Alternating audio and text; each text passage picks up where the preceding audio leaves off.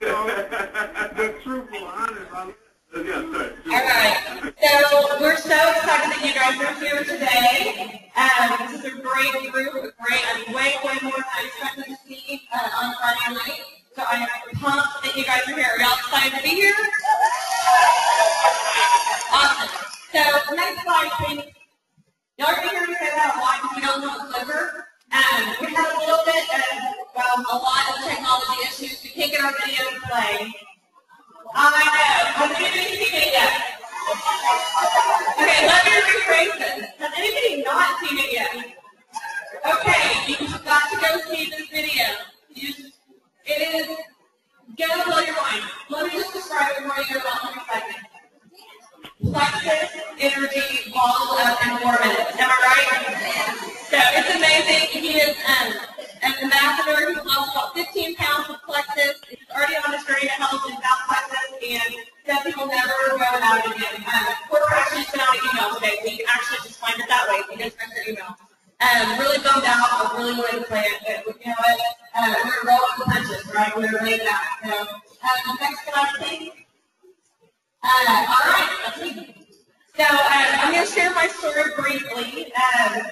Probably most of you have heard it, but my journey started back in July of 2012 when I gained 35 pounds for my 35th birthday. Was not excited about that. Saw Jen Hawkins posting on Facebook pictures of her baby. Clicked on it, couldn't believe how great she looked. Jen Hawkins was my roommate from college. I contacted her. I said, girl, what are you doing? Listen. What do you need? She told me about Plexus. Shared the business opportunity with me right off the bat. I told her, oh, no, thank you. I'm not interested in a multi-level marketing. I ordered product, had great success with the product, sent Jen between 35 and 40 customers, we think. We have never actually added up, but between 30 and 40.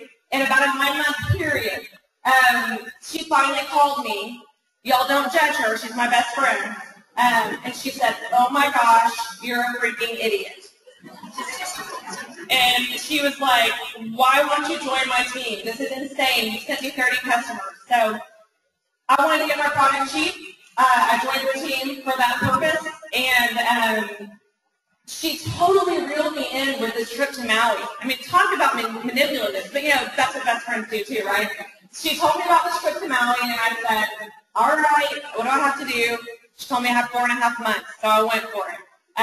Ended up going Emerald in 4.5 months, and then, you know, the rest is history. I went Diamond.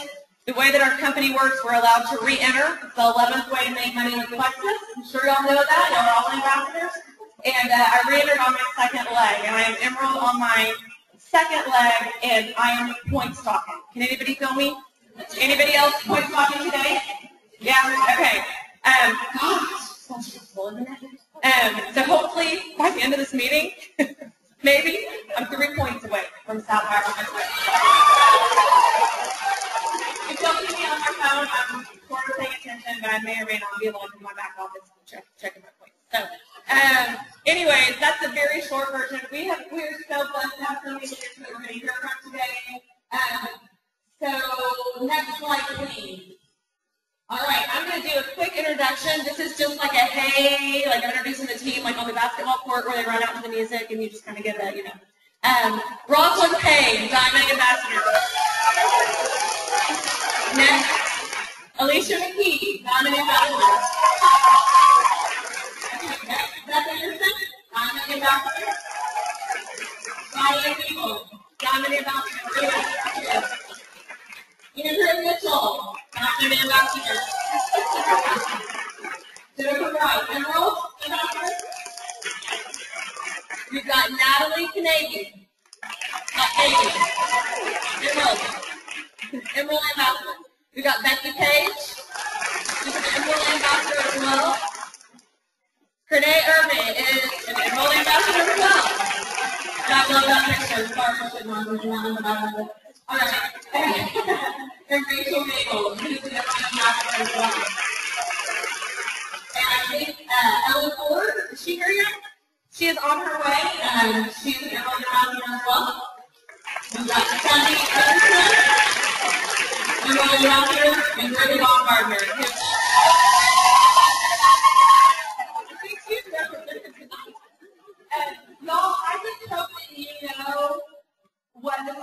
opportunity is to have this many leaders on stage at one time, to be able to, just get their knowledge and learn from them and their wisdom. This is a big, big deal to have this many jewels on one stage at one time. And I'm a little bit partial to them because I absolutely adore each and every one of them. So I'm excited that y'all are here. I'm excited to be sharing the stage with them, take a lot of the pressure off. To know that they have my back and they're going to help me tonight. So with that, I'm going to have Cindy and Brittany come up, next slide, and do a little fun stuff. All right. There you go. All right, she promised, I promised her that I would let her talk. Okay, we were going through the notes, and I'm like, I'm going to cut it right now. I'm going to have to make myself known in here. There's like, I'm going to do it all. So we are going to start out with The prizes. Prizes first. All right. If you, who in here came the furthest? Let's see. Michael, where did you Where'd you come from, Michael? Phoenix.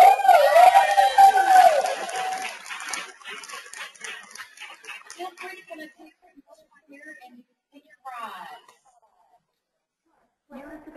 Anybody further than Phoenix?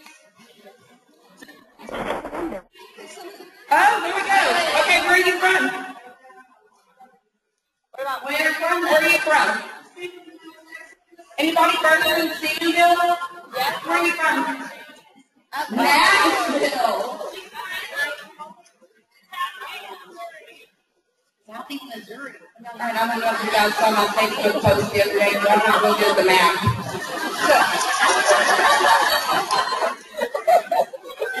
So which one of y'all are from the furthest?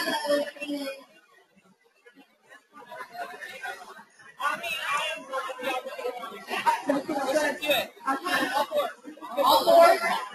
Who do we have? Missouri, Idaho, Nashville, and Phoenix. Got it.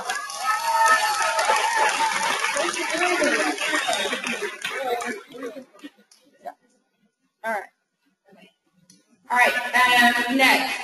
Who signed up today as my master? There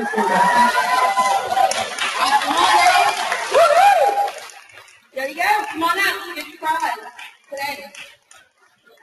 Newest ambassador.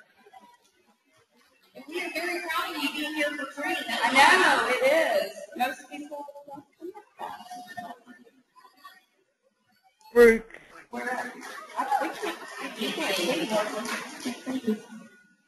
Oh, okay, we gotta do one more part because we only got 4 left, so what's the last one? Wait. Yeah. Oh. Okay. Now, one of the things with Plexus, we're not just weight loss or health, but we like to celebrate the weight loss that we have. So, anybody in here, I would like everybody to stand up if you've lost 10 pounds with Plexus since you started. That is awesome right there. Come on, guys, right there. That's awesome.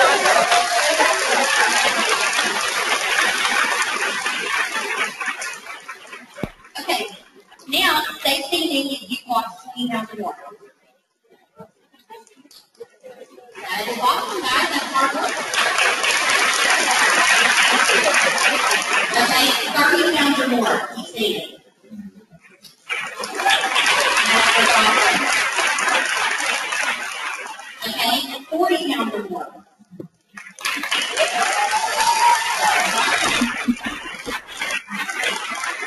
Okay, 50 pounds or more.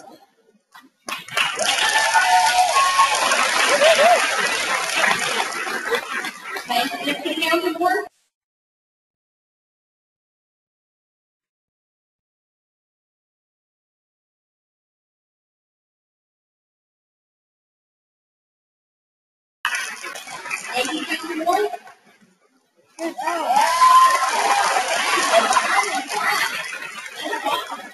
How many pounds more? Okay, now, like from here on, just tell Ella how much you lost.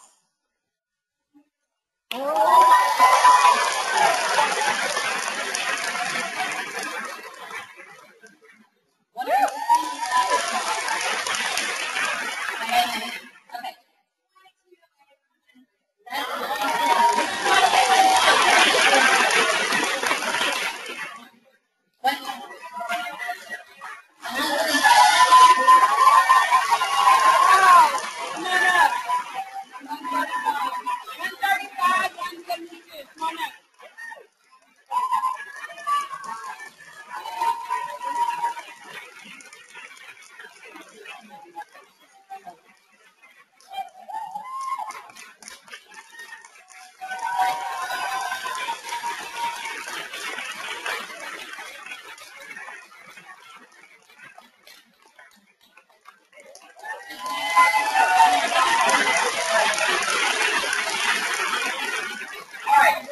we are going to do some rank advancement.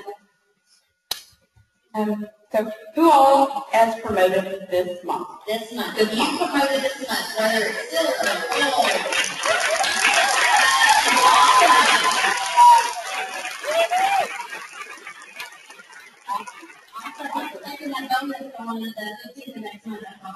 Okay, so silver ambassador.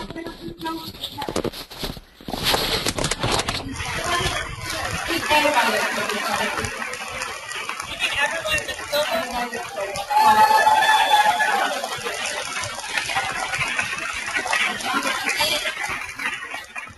Now, we want to see everybody that is a gold ambassador.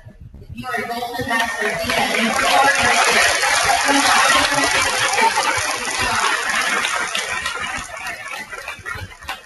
are everybody that's a senior gold, stand up.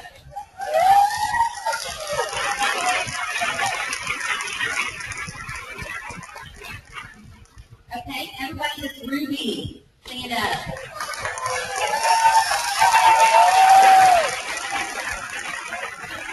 Senior Ruby, stand up.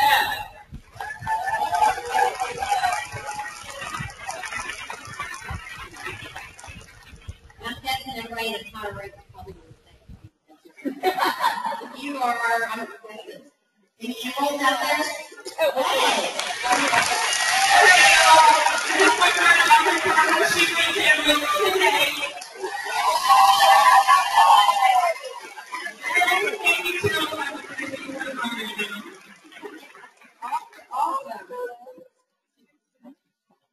Sapphires, stand up.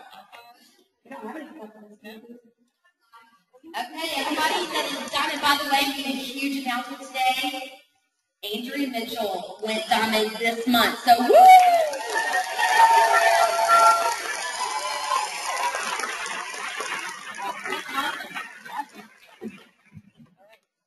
Next slide, please.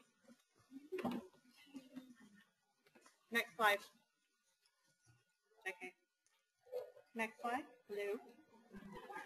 Hello? Next slide. All right, first one up. What do I do with a new ambassador? Y'all are doing your training. You got your own mic. Okay, go. Is it all? Make sure. It is. Okay. So either you are a new ambassador or you've had a new ambassador. You're hoping to have a new ambassador soon. And these are just a few tips on what to do once you get a new ambassador, what to do with them. And so the first thing that we're going to say is you're going to send them some tools. What does that mean? They're actually, I'm going to go into a little bit more detail. But one thing you want to do is just send them an informational letter of some sort. Give them some kind of information with what they are doing and what you're going to be sending them. Give them a lot of explanations. We throw a lot of terminology around. It helps when they have a little bit of this glossary to go to. What is DB? What does an upline even mean? And things like that. So just send them a little bit of information.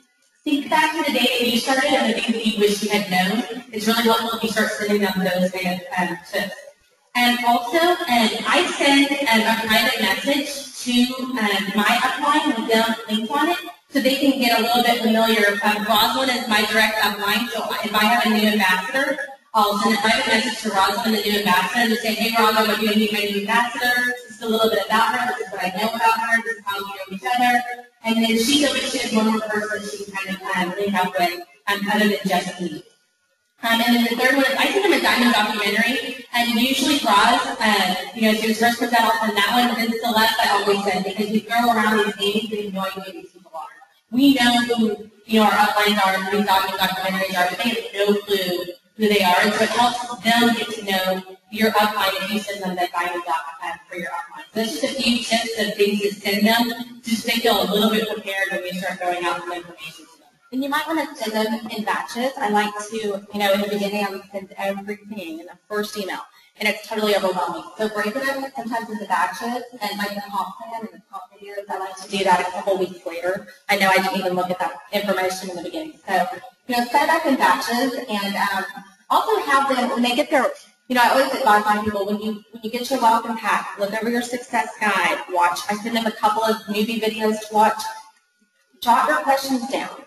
Start accumulating the questions, and then we'll set up a coffee or phone call, whatever, go over things in batches. So that really helps. It does help also in written form. If you're sending them, instead of just telling them, because they can go back to it. She wrote that somewhere, where it was that she wrote it, and they can go back and research themselves and then ask me the same question over and over. And just encourage them to also make that list of 100. That we always talk about that list of 100 people that you can reach out to who could use these products. Which ones of my family and friends could use these the most? Pretty much everyone can. But and as you go through that list, who's that dream team? That keep that in the back of your mind. Who are the people you can do three-way calls with? Start to get their memories jogging when they're excited and fresh and just starting out. And cards. That's a big first step. You need business cards. You need to, I think it's a subconscious thing when you have business cards to, you're in it for the long haul. This isn't just a fly-by-night thing, and, it's just super important. I know they have them in the back office at the Very easy to find. Absolutely. And swag. We need swag. Swag's huge because I've gotten an ambassador to many customers. It starts conversations without me having to bring it up. I'm just out and about. People will ask me about Plexus. What is Plexus? Oh, my sister's on that. It's a great conversation starter. So, and establishing your why. So I think it's imperative that when you get a newbie, you find out their why, because that's going to give you a gauge as to what kind of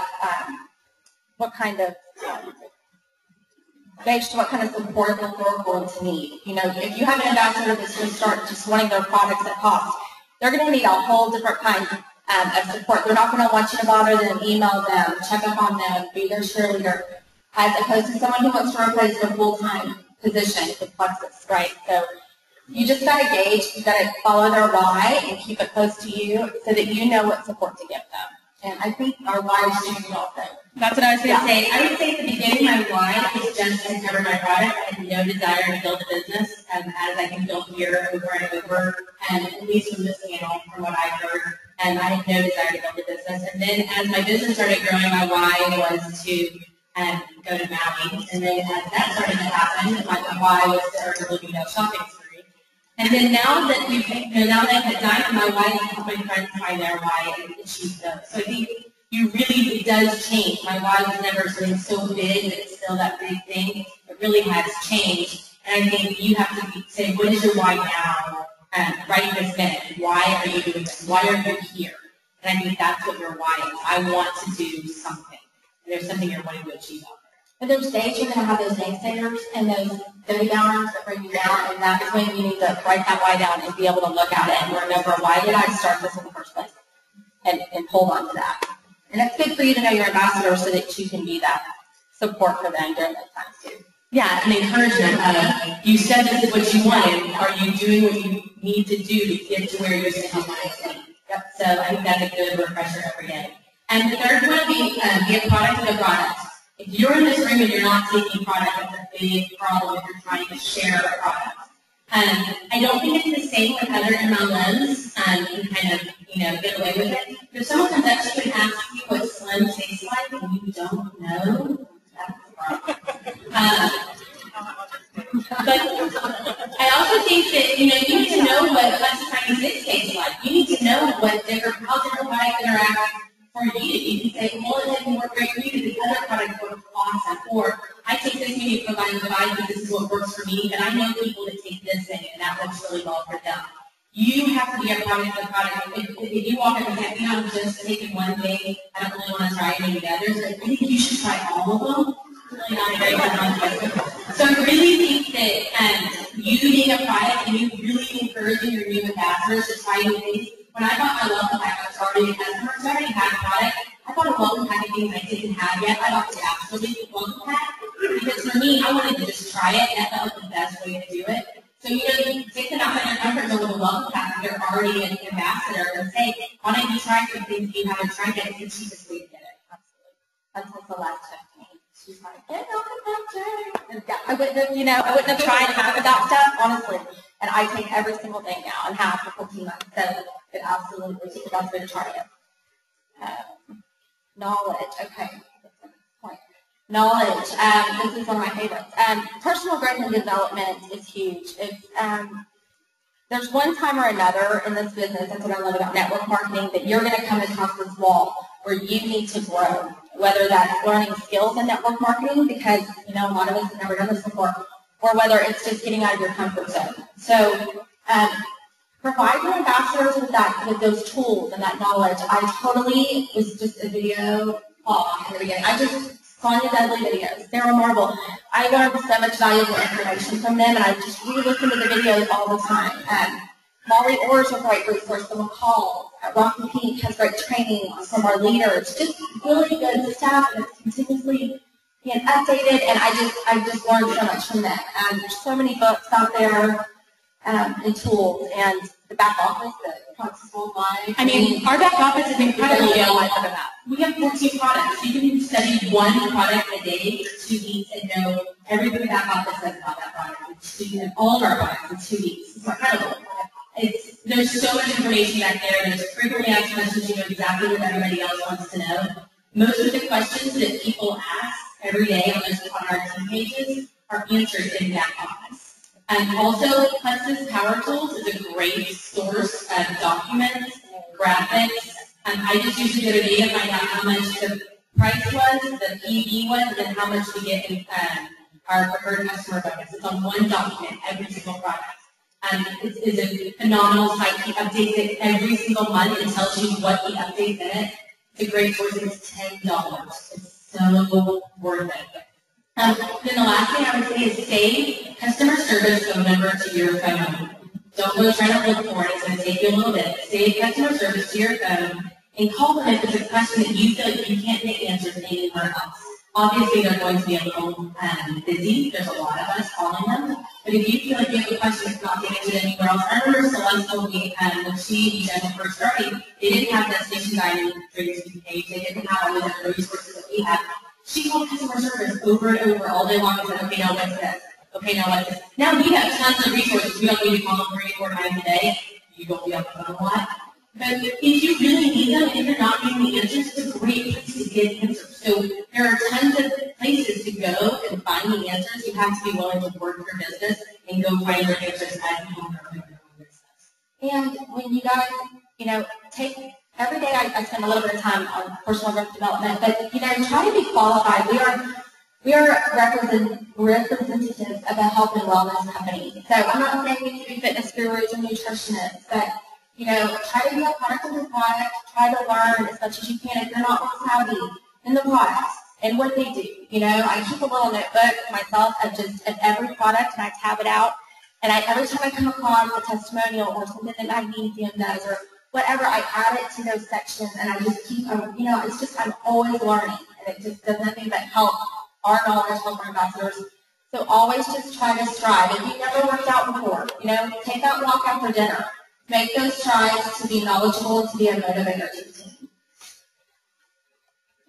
Oh, and then lastly, goal setting. So I talked about it before. Dream boards are really big on our team. I know a lot of people do them online. They'll do a board of kind of what do you want right now, 2015, to look like for you in your business or your personal life. And those are definitely two things that intersect very well. And setting short-term goals. Right now, our team is setting convention credit goals. Where do you want to be on that list? Where do you want to go to the black tie event? That looks really fun to me. Do you want to go to winner's dinner? Where do you want to be on those convention credits and make that your goal every month? What will it take? How much do you need? How many new ambassadors do you prefer customers do you need? Make short-term goals that's very achievable. Something on there is achievable for every single person in this room. What's your PV goal every month? Personal volume. Do you have a goal of doing $1,000 a month in personal volume? $500, $250. Every single person in the entire country did $500 on PV every month. It's going to be incredible. So everything that every single person does helps pay points for everybody, from gold all the way up, or silver all the way up, helps pay points. And then what activity can you do this month to get you closer to your goal next month? If your goal next month is to go gold, do you have 20 people on your team in this month? Do you have the manpower this month to help you promote next month? What are you doing this month to help with your goals for next month? And each month it just carries on and carries on. Adds on. And when you have an ambassador say, I want to be emerald by July 31st, so I can qualify for Maui. Say, well, let's get you to silver first, Break down those long-term goals to short-term goals. And, you got to get free preferred customers, free ambassadors, get you silver, power free. Help them, show them what that looks like. Like we call it the DMO, daily method of operation. Show them what that looks like. Breaking it down to quarterly, monthly, weekly, daily goals. And show them what income-producing tasks look like. We've all been lost in the Facebook land and emails and messages and so I think that the short of it is to just be duplicatable, try to put these systems into place with your brand new people, your level ones, so that you can be duplicatable. Well, make sure that your goal and the timeline for that goal match the activity you're actually doing. So like she said, don't expect to be enrolled in July if you're going to get 15 minutes a day. It's just going to be very difficult. So make sure that your activity matches what your goals are. Thank you. Another thing about goal setting is write them down. I have on my bedside table. I'm looking at them every single day. I have it on my screensaver on my green board on my phone. It's just a little bit of a reminder. We'll kick in the pants every day as I'm where I'm headed. Write this down. And also set goals, but then, like they said, figure out what you're going to do to get there. Setting a goal is a goal without a plan is just a dream. So make sure you don't just set your goal, but you create a plan on how you're going to achieve that goal. All right, next slide. Great job, Tom. All right, I'm going to go ahead and step down this one because I've never had a job in my life except for being a mama and a wife until I joined Plexus. Wrap your brain around that one for a minute. But these ladies, they have a lot to say about this, so this is a treat. Rod, I think you're great. Hi there, Mel. The three of us actually built our Plexus business while working full-time. The three of us worked probably way more than 40 hours a week, which I'll say. I know Brittany for sure. Yes, and Becky, absolutely, yes. I personally was in advertising, and I worked full-time for a private school running their marketing and advertising. I also ran a small business on the side and did some consulting on the side of that. So I was working probably about 50 hours a week, some weeks 60. So I'm a licensed professional counselor, and I own a private practice with a team underneath me, and I specialize in marriage and divorce and addiction, and that keeps me really busy. And I own a hair salon, and I work full-time in that hair salon, and I have about 7 employees that work for me. And it keeps me extremely busy. Also, I have 3 very active children, so that also keeps you very busy, especially when they're from that school. Exactly. And that's a good point, Brittany. Of course, not only do we work full time, but we also have families and husbands and try to squeak in a little bit of personal time for ourselves. So I think when the three of us were presented with the opportunity of doing Plexus, I'm sure you all agree with me. We were all like, what? There's no way we're going to be able to pull this off. How would we even squeeze this in? But the three of us actually figured it out. We kind of decided, we put a why on the table, and that meant we all had a reason for doing this, a reason for wanting this business, and we weren't going to let anything stop us. So we'll kind of take through our slide here. Our first point was, if you are working full-time, how many people in here are working full-time right now? Wow.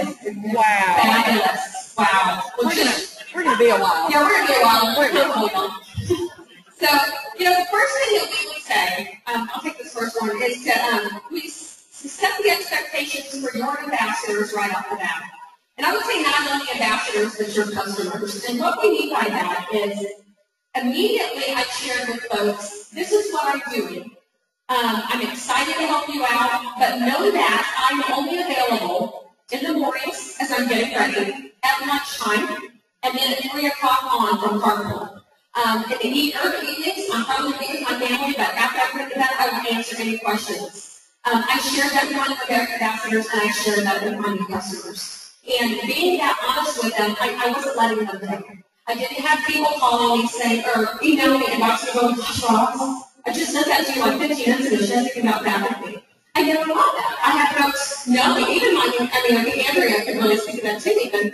I mean, she signed up, and she was a rock star, and she took off, and she was one questions answered, but knew she had to be resourceful herself to find those answers because I wasn't available if she needed them quickly. So that's our first one. Our second one was have good boundaries. And so I'll take that because I talk to clients about good boundaries every day. Now let me say, I sure can teach boundaries. I'm real bad at holding boundaries. I'm a people pleaser, which I'm not going to ask for a show of hands for people pleasers, but I'm just saying right now, I bet this stage is full of them. It's part of what makes you good at your business is because you want to get back to people. You want to be right on something. Someone asks a question on Facebook, and it irks me when I can't get an answer for them right away. So that's just, that's not my family of origin issues. But having good boundaries has been huge. I won't ask this question either, but I have had some serious come to Jesus meetings with my husband about Plexus. I'm not going to ask what he's going to do that with their spouse. But as you grow and as you get excited and as you see those emails come through, your team starts growing and you're learning and you're earning income, it is so exciting. At the same time, I found myself really just burning the candle at both ends. So I'm a therapist in private practice. That means not only can I not take a call, because how upsetting would that be if your therapist was taking my questions? I can't do that. But I'm a workaholic, and so I would work back to back, after breaks, I'd get out, I'd be, texting and driving in the car, it was everything insane. I'd come home, I would make dinner, and check my phone, everything. And so it just will wear you out. And I would say, decide when is my optimal time that I'm going to do my business. And I'm going to be honest with you guys, mine was between 5 and 6 a.m. And I know that sounds crazy, but that was just my own time period for me. I am a morning person. I'm not a night owl. I actually stopped Plexus right around 8:30. I think you guys know this. That's why I go to MIA and all this.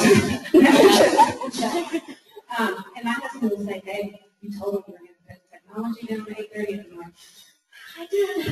I did a lot for all of you.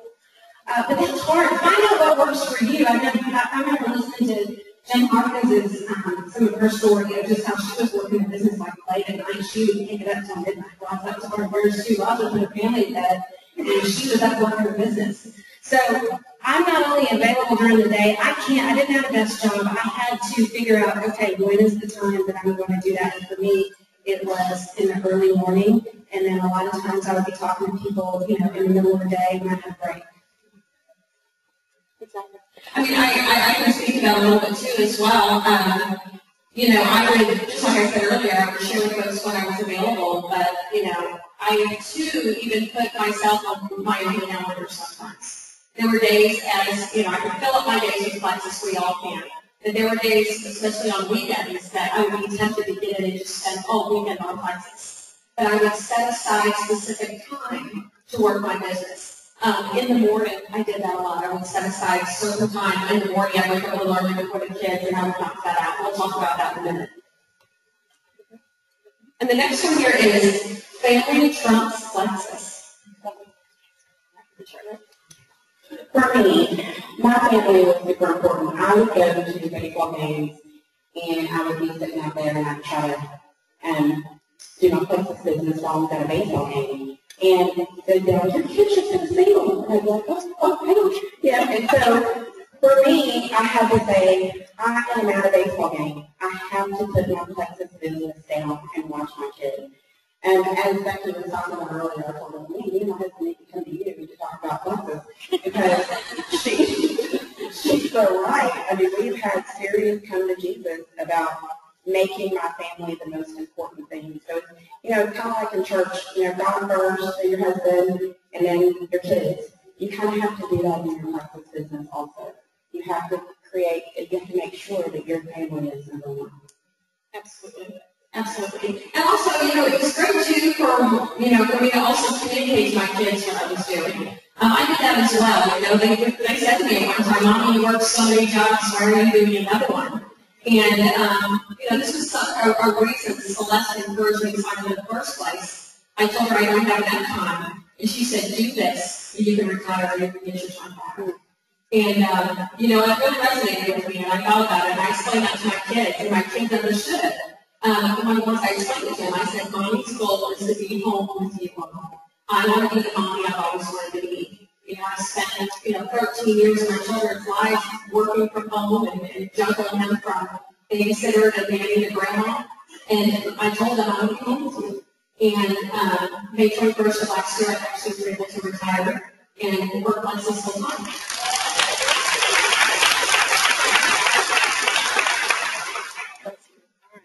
Okay, so let's talk about having your office hours. Like you heard me say a few minutes ago, at 5 to 6 a.m. is a huge time for me. But how do you make the most of that? Because I will be honest, I spent a lot of time thinking that meant I was on Facebook, which can be true. There's potential for that. But if you think being on Facebook counts as office hours, especially if you have another job, I'm just curious that your other job on Facebook counts for office hours. You've got to find some way to track and build momentum to make the most of your time.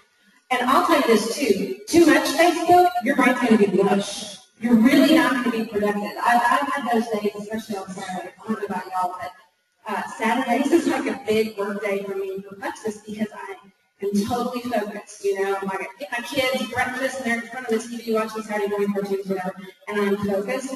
But if all I'm doing is just Facebook, then 2 hours go by, I haven't even paid attention, my brain is a little fried, and then I'm like, oh, okay, got a little Plexus Facebook hangover. So one of the things that I've done is, man, if you can track, and I don't care how, my husband is an Excel spreadsheet guru, and so I've said to him, hey, I need you to help me track talking to customers, potential customers, team members, and literally having like a section where not only am I talking to people once a week, once a day, once a month, just depending on where they fall, and then I've got sort of like a task log. If it's a team member, here's how I challenge this person. Here's how close this person is to their next goal. If it's a potential customer, I reach out to them less often, but at least once a month. If someone has let me know that they're interested, I don't want to get hot and heavy on them, but I want to track, oh, I've got to catch up with Shannon because she mentioned something on Facebook and reached out to her and she said, get back to me. And I'll literally write myself a note. That's just so I can go through and check people off and feel like, okay, that was productive. I've done something. Plus, that allows you to go back and see, hey, what did I do that month when things got really kicked up? When things got busy, but I was still growing, oh yeah, I was keeping up with specific people. And I think that's such a part of the relationship building. I hate to say that I use an Excel spreadsheet, but honestly, I mean, that's what makes it happen, is just having that list. So make the most of your office hours. Figure out what that is for you. Yes, do Facebook. Yes, do research, exactly like they were talking earlier. Keep researching, track that, log that, figure out what it was that was helping you in your office hours. But don't be vague. If you're working, in your regular job, you can't have vague goals. And trust me, this job's going to pay you a lot more.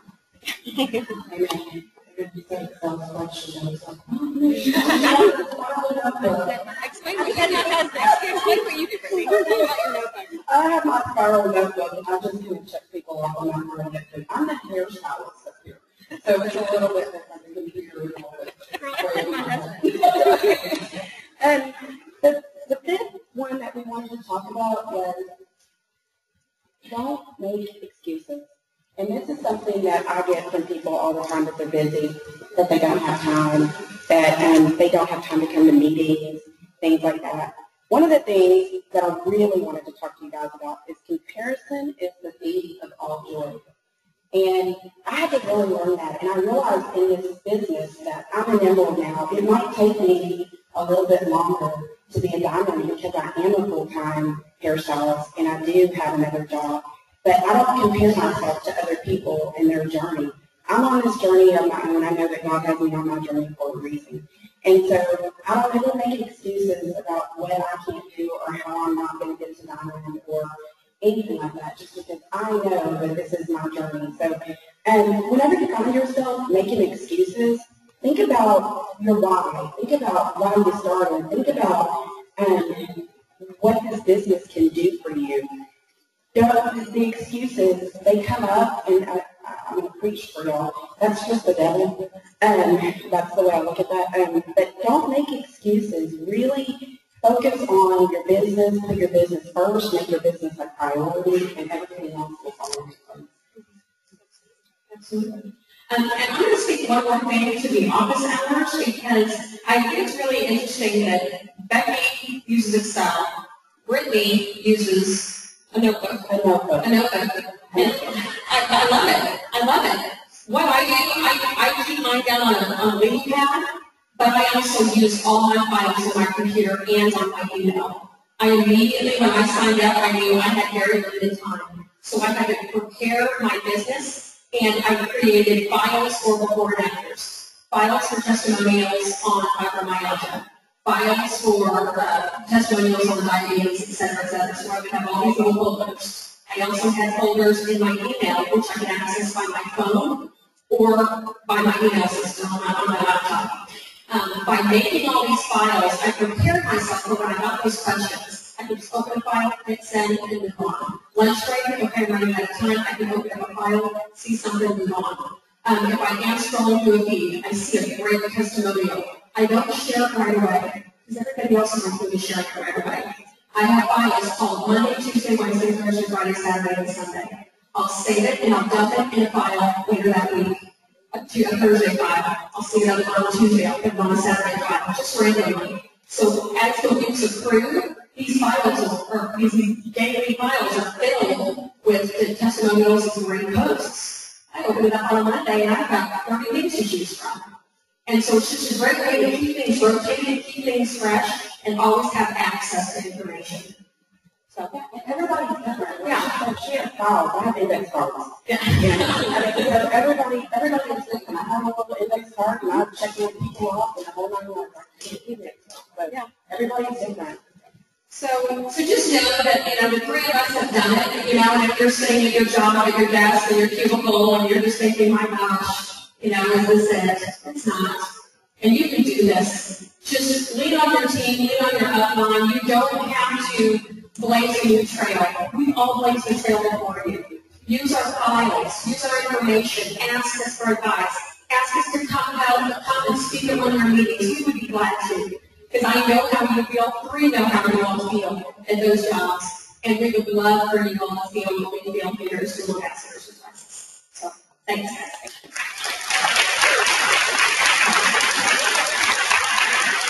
Next one. All right, this is me and Natalie. All right, so we are talking about how do I use social media to build my business. So before we get started, I have to tell you something. I shared this at Super Saturday. It's going to blow your mind. Natalie doesn't even know what to say this. It's going to blow your mind. I did not build my business just with Facebook. I know, right? There's rumors, I've heard them. I know, I posted mine today and boom, there she is, Did not. That being said, we would be crazy not to use it as a tool, right?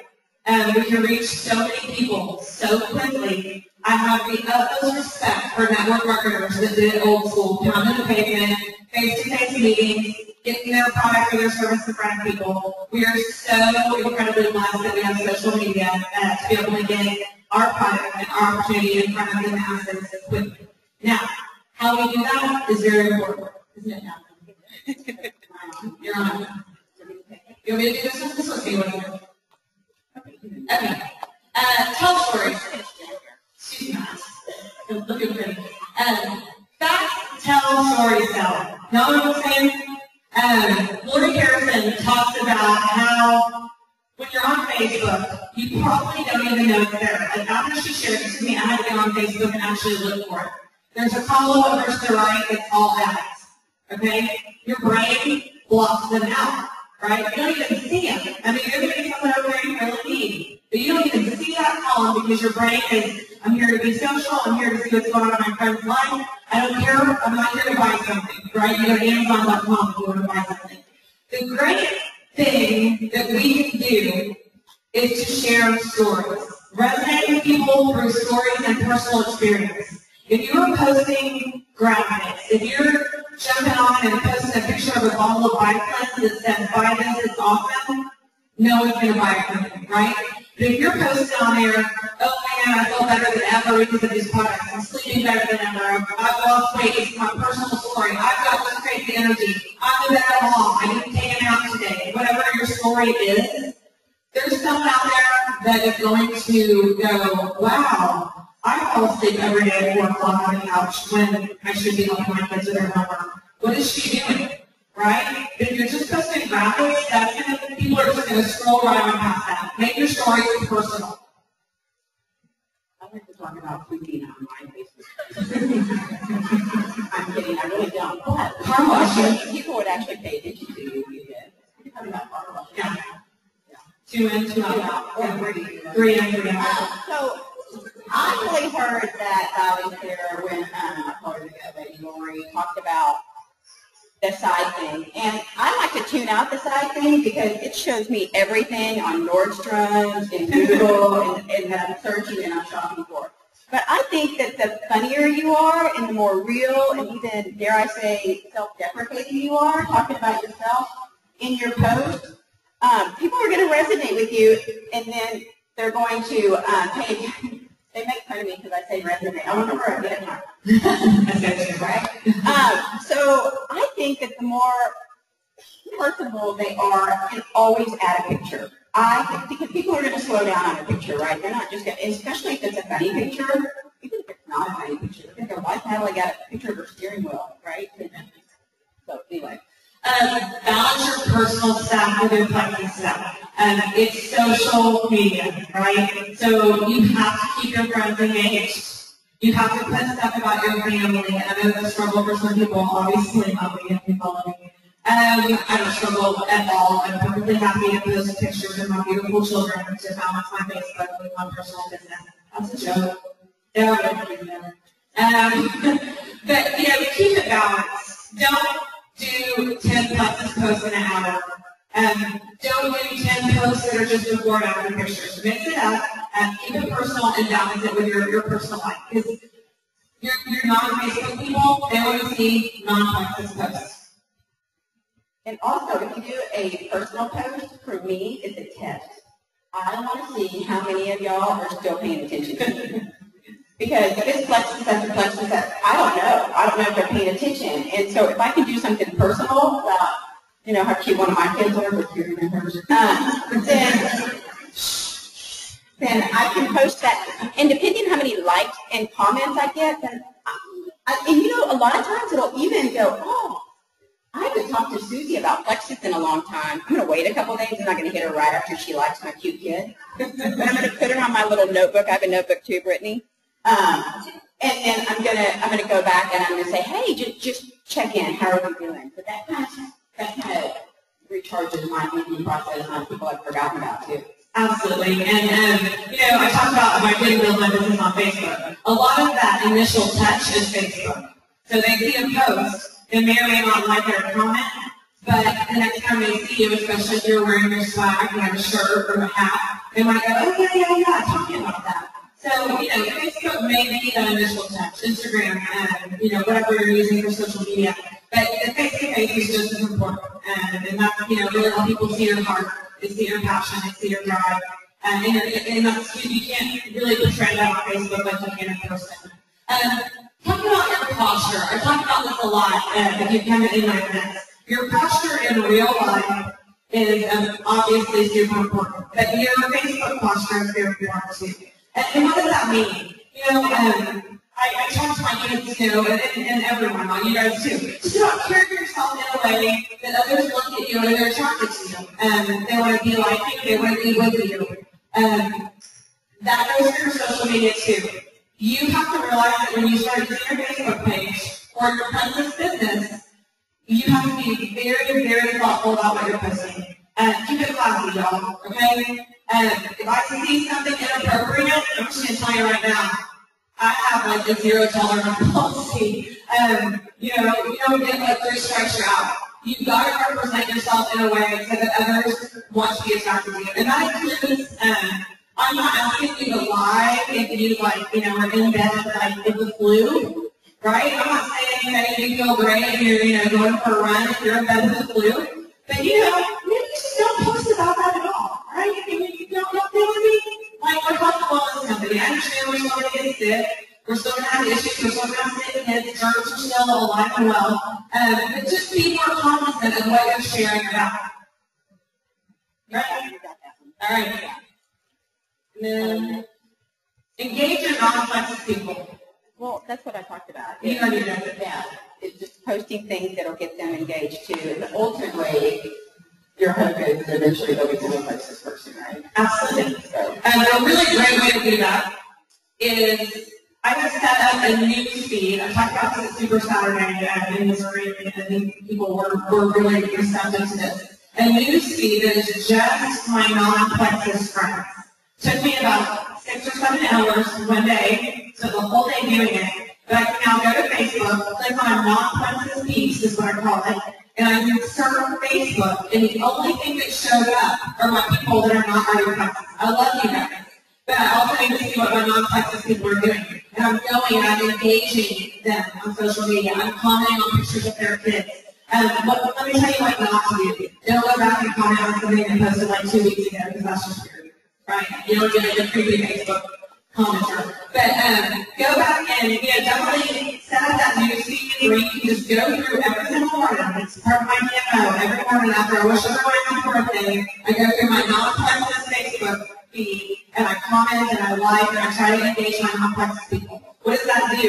It makes you, if they re-engage back, thank you for saying my kid is cute. If I say your kid is cute, guess what? I'm going to show back up in their news feed and totally destroy them. You know what? I do keep it sincere, you know. I won't say your kid is cute if it's not. I'll say something else, like I like the shirt or something. And then also on that point too is you can unfollow people. I think mine's better in time management. I just went in and unfollowed a bunch of Plexus people. Yeah. And it's not better, but I probably have fewer I have fewer friends than you do. But I just unfollow my Plexus people. Some of y'all, not all of y'all. And what I like to do is then I can physically go back and look, or I'll see that they like something or commented, and then I can go and look in there. So that it does. I have lost so in touch with so many of just my everyday people that I'm not on their feed. I'm assuming, and they're not on mine. So therefore, what? I'm not reaching them. Yeah, you got to engage them for sure. All right, next slide, please. All right, this is going to be really fun. We're going to stand up, and I'm just going to come down the line. This is going to be 1 minute. Y'all hear me? 1 minute? Okay. On what I know now that I wish I would have known then, right? So when we were starting our journey, what do we wish we would have known when we were starting what we know now? So I'm going to start. I've got 2 minutes, but I want them to share in 1 minute. Start time. I wish I would have known that just because I wasn't getting a ton of likes and comments on Facebook, on social media, that people were still seeing what I was doing. I wish I would have known not to get discouraged if I posted something that I thought was amazing and it only got a like from Jim Hawkins, who is my upline at the time. Right? Anybody feel that? Or my one ambassador on my team. I wish I would have known that so many of the people that were watching me but not posting were going to end up being rock stars on my team, or ambassadors working their business, or preferred customers. They're watching y'all, okay? If you're not getting a lot of feedback, no, they're watching to see what you're doing. They're watching to see if you're going to stick with it. They're watching to see if it's a hobby, if it's a little thing she's doing for a minute, she's going to move on to the next thing, and they will come around, I promise. Even your skeptics will come around. I've got a lot of skeptics on my team that are lighting up now. All right, so we're going to do 1 minute, and I'll just start with shiny people. Hey guys, I wish I would have known how awesome three-way calls are. They are an amazing tool to use with your team. I'm just seeing excitement with my team now, and it's just reiterating what they say, what they've already told their potential customer or their potential investor. Hey guys, I think one thing that I wish I would have not necessarily no, but change my attitude on was not to be scared to post on Facebook. I remember when I first started, Celeste goes, you need to post on Facebook 2 days ago. And what did I say? No way. I mean, not 2 days ago, try today. Yeah. And I said, I'm not doing that. I was terrified to start posting on Facebook. I did it, and I did it rather quickly. I still post every day on Facebook. Have I missed a day like when I'm on vacation? Well, yes, because I take the documents and work for complete vacation. But besides that, I post every single day on Facebook. I still have people that have been watching me for almost 2 years who have come to me and said, okay, I'm ready. And I'm like, wow, that's really amazing to me for 2 years. People watch me for 2 years, but sometimes it takes people that long. I wish I would not have worried about what people thought for so long, because now I see that it really is a passion of mine, and I'm not ashamed to share my passion. And so I'm not scared to post some things anymore, and I'm not scared to talk to my friends anymore. And that was a huge, huge, huge hurdle for me. And so I just want to encourage you, if you are new, and like the one brand new ambassador today, start posting today. Because people want to hear about it. And we are completely changing people's lives, and that's what matters. And so don't be scared to post on this. One thing I wish I would have done is, it's pretty much my attitude. When I signed up, probably 100% of my business was from Facebook. I was posting. I did the post. Alicia said, post it, twice a day on Facebook. And I'm like, okay. That's just what I did everything she told me to do. I didn't make my list of 100, and I didn't contact them. So my whole business, up to a certain point, was it was growing, it was doing great, but thinking about where I could be, I put everything into it from the beginning, and right from the beginning, go ahead and post, but go ahead and make my list of 100 on that. What are your top 10 people that you want to be in Hawaii with, or be my times with, or whatever? Those people, go ahead and contact them. They're seeing your post, but go ahead and reach out to them, and tell them you have something you want to share with them. I mean, I wish I would have done that. Well, I'm going to piggyback on what Amy said. I was actually involved in another MLM a couple years ago, and not a great experience. And so I had several very loyal customers who I was afraid to contact. I didn't want them to know I was doing this again. So, because I was really interested at first, I was a product owner first too. So, shame on me for not opening my mouth, because I had 2 people contact me within the last 2 to 3 months and say, Meg, we've been watching you. I've been watching you for the last year, and I just got the courage to contact you. Shame on me. I mean, I should have been the one reaching out. I mean, this is a gift. And so I wish that I had been more bold about sharing and not prejudging people. Even if they have come along with me on another journey that didn't take so great. So now I tell whoever wants to or not wants to. So I wish that I knew any of this about all these awesome friendships that I'm going to make, because let me tell you, these Plexus friends, the EFS, are lifetime friends now. And so just take your time and get to know people on your team, people on another team, and make a buddy and grow with them. And it's been fun to have somebody to grow with and cheer you on. And you may not even see, you may even not know them very well. Reach out to somebody on Facebook or on another team, and get to know the person and ask them how you can help encourage them, and then y'all can be a partner together. My other thing real quick is when I first started, I joined for weight loss, which a lot of y'all did, and a lot of my customers at first were weight loss. So when they didn't see the weight loss, I didn't really know about all the health benefits. But now, I mean, and I have been doing this for a long time now, is I focus on the health benefits first, and weight loss is the side effects, and a lot more longer customers, lifers, I guess you could say, that are my customers that they can't live without the products. It's because I know more now, and I've taken that time to learn about our products to teach them about the health benefits of products. Now, I think one thing that I wish I had done really earlier on in my Plexus journey is I wish I had started a team page earlier than I did. I waited until my team was about 10 ambassadors. I kind of wish I'd started when I got my first ambassador, and we could have been on a team too. Because, when I did start my team page, that was the paradigm shift in my business. That was when the tide started to turn because I was able to communicate to everybody all at once, my thoughts. All at once I could do a video. If I saw a fantastic testimonial that I really wanted to share and wanted them to understand it and learn about, I could share it with them. If I heard something from corporate, I usually heard that Miss Celeste. She would call tell me that what I was doing was I would email some and, oh, I got that email we got last week, and then I would send something to her, and then it was very challenging to be able to communicate with everybody that way. And also, I wish I had started leading meetings earlier too, or at least taking part of them. I was a guest participant for a long time, until finally I was like, maybe Celeste, I'm going to do one of these kind of. And then I did, and it really taught my team communication, and my team started doing meetings. So those are my two things, was the team page, and which I had started doing meetings earlier on. Well, I'm glad meetings wasn't mine because she did too. Sorry. I wish that,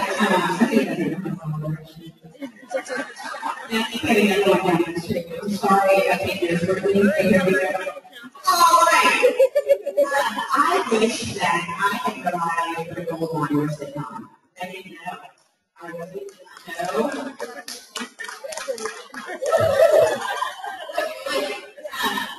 This is a real nugget for sitting on. It's a gold liner. And I wish that I had known that. And I just kind of started around it first. And if you play with it, and if it doesn't, I am a bio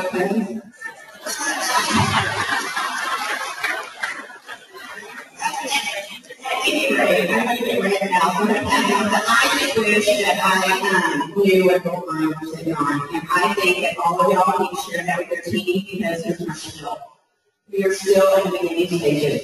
We are still, everybody, you guys are all like in the beginning stages, and I commend y'all for seeing what an opportunity it is and go out there and work it because it's seriously a gold mine. Here we go. Okay, so I need to be a little strange, but I learned not to stack. I stacked a lot of people, under people at the beginning. I'm helping somebody else, but I worked really hard and I gave them an ambassador.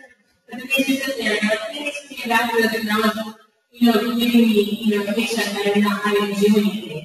It's really important that if you're working on someone, if you're talking to someone, they sign up to you. Because that's the person that needs you to find that information. It's the person that they wanted to be trained with. It's like a business. People are going to sign up with people they want to work with and grow their business. So really, this is like a cool time. If you give them to somebody else that doesn't really want to work with business, to help them, to lift them up, if that person doesn't want to work hard enough to go find someone, you're not going to work hard enough to train someone. So it may feel really selfish at some point, but if you work with somebody and you talk to someone, then they're coming to you, and you need to sign that person up, and you need to take them to work with them. Amen. And this is kind of how the people pleasers out there. You guys, we have a goal line with these products, and there's just, you can't bless people if you feel shameful. You can't bless people if you are scared to tell about the products. And I was that way in the beginning. I was like, I don't know why I doesn't really know. Sales is the last thing I would ever do. But what I found with my own health testimonial, and as you grow, and talk to the newbie about that too, and you need to encourage your investors. You are going to hear, if you don't have your own testimony yet, you need to get to me and hear the personal testimonies right now. You need to get on the Plexus Journey Ambassador page and read testimonials just a few minutes a day. These products are life-changing. Everyone can benefit from them. And, my rock star on my team here, the common denominator is we have an unshakable faith in this business opportunity and in products. That's the common denominator. I was always sensitive to the negative now. People that would, come at me, and there's nothing anyone can say today to prove the product.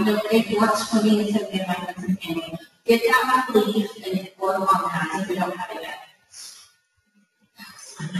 Okay, so yes, I wish I would have been so afraid about the products, afraid of the company, and afraid of what people would think of me. That took about 6 months to burn off. Second thing is, is don't let someone in your upline work harder for you than you're willing to work for yourself. And definitely don't let someone in your downline pull you to work harder than you're willing to work for themselves. That's the quickest way to burn out. You will be resentful. They won't grow. You will be tired all the time. So beware when you've got a sponsor who cares more about your business than you do, and beware when you care more about what your downline's businesses than they do. Mine is, I wish that I had known sooner that some people are meant to be customers and some people are meant to be ambassadors. If you look in your downline every month and you see 90 PV, 90 PV, 90 PV, 79.95, I hate 79.95. Come on. That is somebody that truly should have been a customer, a preferred customer, because you're not just making a commission from them, you're also getting, say, a preferred customer bonus, which is money on top of money. And so I look at that, all of those people that hate their product, they love the products, they're still buying them every month. But somebody that is sitting at, 90 PV or lower, they're not benefiting you, they're not benefiting themselves, they're not benefiting their employees. And so, the other thing I'll say on that, and I'm a pastor's wife, but I'm in a church, so I'm going to preach a little bit. Doing your nursery story of the parable of the talents, right? 5, 3, 1, right? Invest your time and your energy in 5 talent and 3 talent people.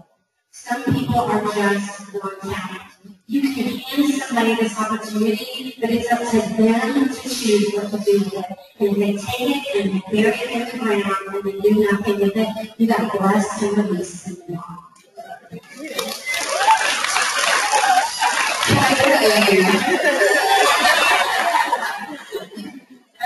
Now that we're going to talk about this last, all of that, I'm a rabbit, and I love also the love posts about the gold mine being in your backyard.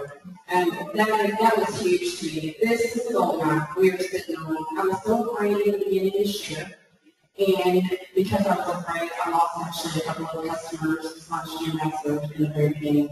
So I wish to God I would have shared the business opportunity or known probably more about the business opportunity in the beginning and not been afraid to share.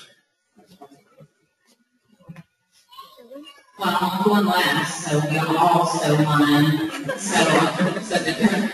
But one of the main things for me that I learned, which I knew then, was to help your new customers, new investors get started off from the beginning.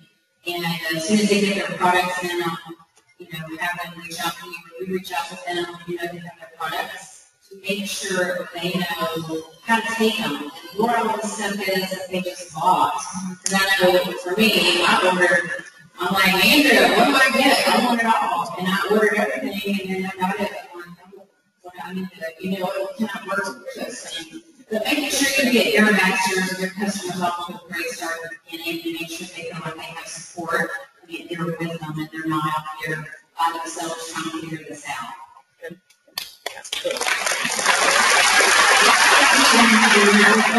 I wish I had known how to take 4 vitamins in 1 month.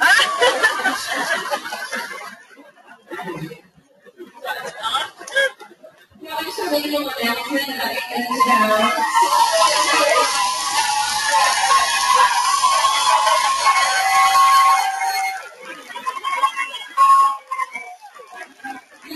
this is historical moment in the industry. Texas is not a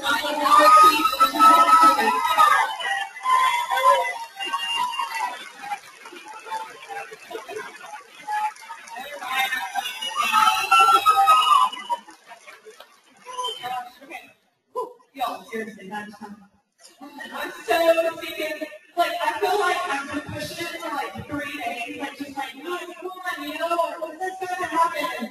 He has this perfect plan for it to happen. Me sitting on the stage with all of y'all, and it made so much fear for it to happen. I'm sitting there okay, next slide. Thank you. All right, this is Peter Natalie again. Oh, excuse you, I forgot. All right, how do I break out of my comfort zone when I'm sharing process? Well, for me, I surprisingly like to hear people talk and ask them a lot of questions. I'm an inquisitive person. So I'll get them talking and they have an imaginary triangle on top of their head. And it has 3 points. It says weight, health, and wealth. And so when they're talking to me, I'm going to figure out which one I'm going to clue in on. If they're talking about their car breaking down and they just don't have any money and which one am I going to go in on? I'm probably, and then maybe they're sitting there and they're going, oh, I'm not even sleeping at night, complaining about that. So they got 2 of the triangles. So, and I'm just going to say, oh man, that really stinks, you're not sleeping through the night. I'm not going to say it exactly like that, but I might say, I used to suffer from insomnia too. I take this really great drink called Pink Drink, and if we're at a hair salon and she happens to be saying it while I'm about to bring out my hair with my Pink Drink, and I'm going to offer her one too, which worked out great. But so you just figure out, for me, which one I'm going to plug into, which point, and then it's an easy share. Yeah, I think a lot of this stems with listening instead of talking. I've got 2 ears and 1 mouth, therefore I listen twice as much as I speak. And I think, so much of this comes back to sincere relationships as far as breaking out that comfort zone of, if you're real friends, they're going to know that you're sincerely wanting to help them, right? So if you can be bolder about the fact that we have a product that people need, y'all, we're not selling mascara, as Jennifer Pickett would say, right? I'm just saying. We have something that we believe that people need. So when you get bolder about that, it's really easy to break through that comfort zone. I've got to share this with my friends and family. I want everyone to feel like I feel. I love that grounding. Your comfort zone where magic happens. Let me tell y'all, I struggle with cold calling. Because I'm a huge network, right? That's why I've been able to build my team so quickly. I had a very good network from military days. My husband and I went to different colleges. We have different backgrounds. We're part of different mission organizations. I have a big old network. So it's very, very I'm preaching to the choir right here. When I'm talking about getting out there and getting out of my comfort zone and sharing business cards with people. And with my 531, I do not count setting a business card in the bathroom. Y'all with me? That's cheating. I'm not saying you should never do it. I'm saying when you're giving somebody a business card, you need to be engaging them. Don't count that as your business card for the day if you left one on a gas pump, right? And borrow the donut shop board. First of all, don't borrow your donut shop. Anyway, you know what I'm saying? All right, you guys know. We had it down this morning. Yeah, it was so much better on the But you said something, and I want to go back to it. The more, you're going to have more confidence, too.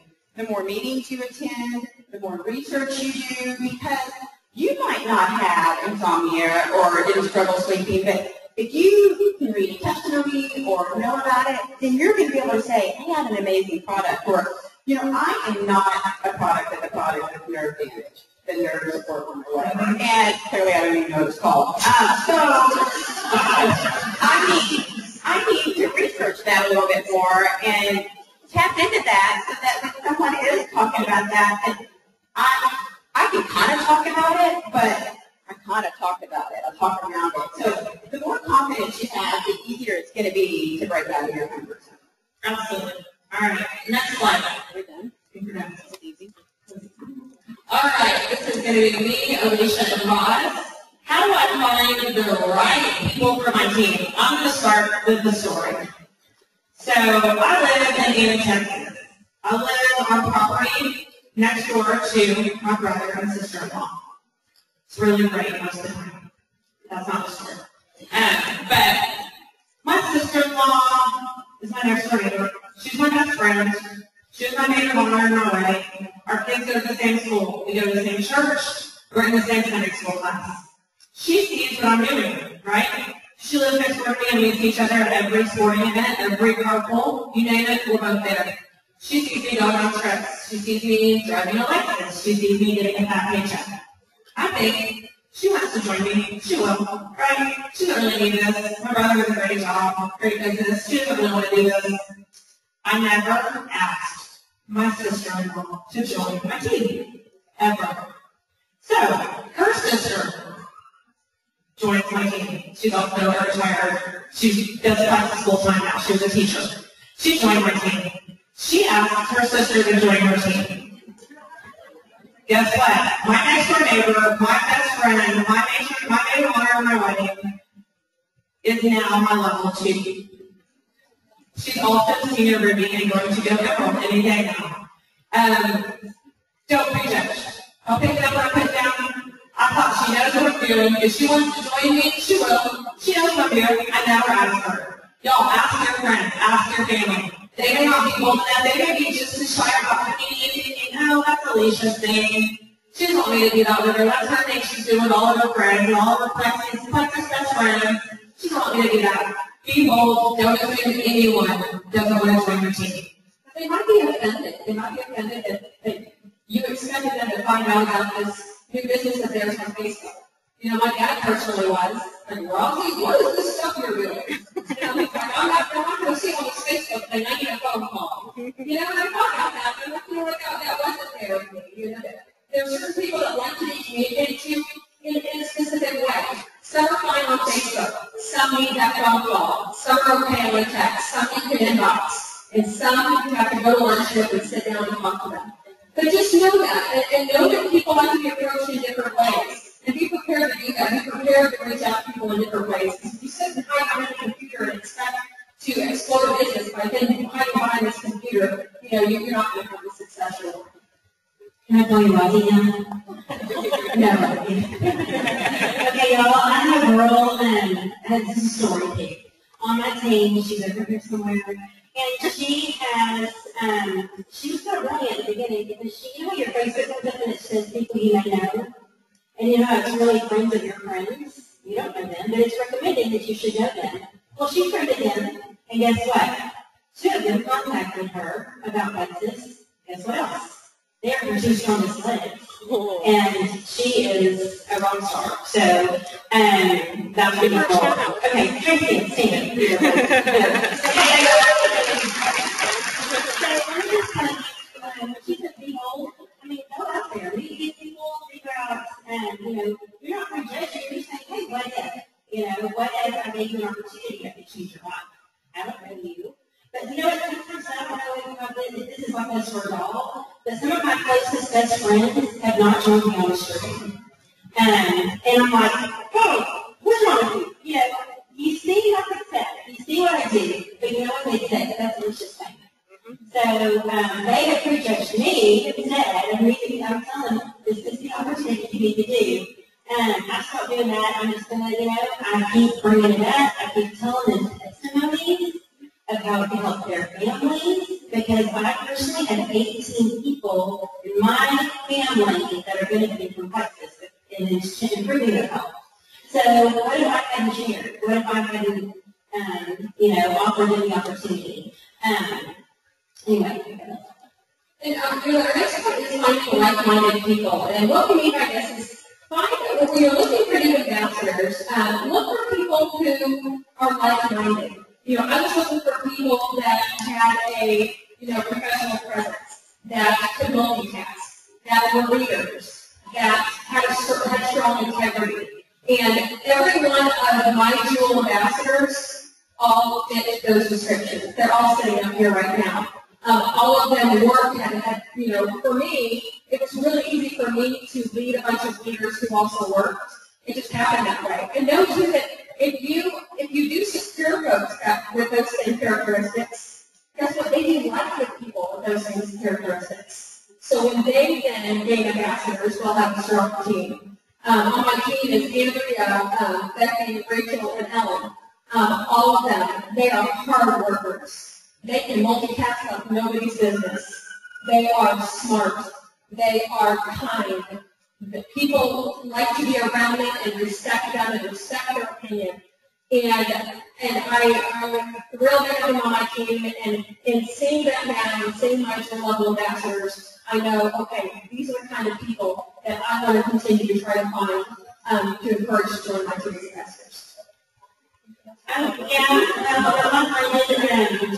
would not, I don't know, I guess I would say, if you have somebody that is on your list of 100 that you're saying, okay, this is like my dream team, these are people that I really like, these are my like-minded people that I know to great at this. Don't get up on them. I mean, here I am, in April, it'll be 2 years that I'll be in the business, and I still have people that are at the top of my list that one day I'm going to get them to come over. Actually, launched with one the other day. She's like, been at the top of my list forever now. We were with another one years ago. But I'm just telling you, don't give up on these people. Don't push. Don't throw Plexus on them, but always give them little tidbits of why you have a body that they can live without, why you have an opportunity that can change their life. I've got one more point to that. I like to make a list too, and I have one of these, of those folks that I think are leaders in the community. Folks that might not ever even think about doing Plexus. The mayor of the city, some business leaders in your community. Then be bold enough to email or reach out to them and invite them to this opportunity. A lot of times they will be flattered and they will say, wow, thank you so much, but I run the city. And I also have another job, so I'm really busy. But I'm glad that you thought of me. Do you mind if I give your information to a colleague of mine who is recently single and could really use some extra money? Folks at that level will do life with people at that level. So know that too. It might not be that person that you're touching, but it's the people that they do life with that you're touching. Yeah, absolutely. I like that. And asked me day before yesterday, and see a mom from our school. She's on a garage sale site. She sent me 2 strangers' names. She doesn't know them. I don't know them. They were looking for Plexus on a garage sale site. I inboxed both of them, one of them ordered today. So she's not on my team. She's not even a customer. But she knew that I did this. She's a great friend, so she sent them to me for contact. So it's all about networking, y'all. Everywhere you're looking, constantly networking. And something I want to add to this, it's really not necessarily at this point that don't ignore your non-Plexus friends. Don't decide, well, they're not going to jump on board with you, then, okay, well, I'm not going to meet them for lunch. Let me tell you why. Rosalie, who's talking about listening to me on the stage, is my best friend in life for the last 8 years. And when I joined Plexus, I reached out to her. My upline, Jen Hawkins, before we got off the phone the day that I signed up, she said we need to contact Rosalie. She was definitely doing this. And I knew she needed this opportunity. She didn't join me immediately. Guess what? She was still my best friend for that 4.5 months that she watched me. We were still doing life together every day. I mean, I was talking about her right now, but she didn't know that. It was strange. But we were still doing life together every single day. I still loved her just as much as I do now when she was not on my team. But don't ignore non-Plexus people. Those relationships were important to you before Plexus. They might stay important to you after Plexus. And you never know, because you stay sincere in those relationships, they might see your integrity and they might really enjoy your local product down the road. And that's customer versus ambassador. Yeah, what y'all are still not? And we don't need to talk about it. Some people are meant to be customers, some people are meant to be ambassadors. One thing I do want to touch on that though is it's case by case. It can be across the board. You might meet someone that tells you, I can think of someone right now, a city councilman's wife, she just wanted product. And I said, okay, well, in my mind I'm thinking, I know you, I know your network, I know you're vocal, I know you're opinionated. Your husband's on the city council. Yes, please order as an ambassador just to get your product wholesale. She's now, I think she's senior gold on my team. She ordered to get her product wholesale. So there's no formula. It has to be case by case. It's situational as far as your relationship with that person. Does that make sense? All right, next slide. We forgot. You got anything else to add on that? Okay, one more. Okay, so at Super 7, I learned about 4 ways to join. Yeah. Remember that? Okay, so what I do when I meet somebody and I know they're wanting information on smart, I give them the opportunity because I don't want to not give every single person the opportunity because this is the gold mine, right? So you want to offer them the gold.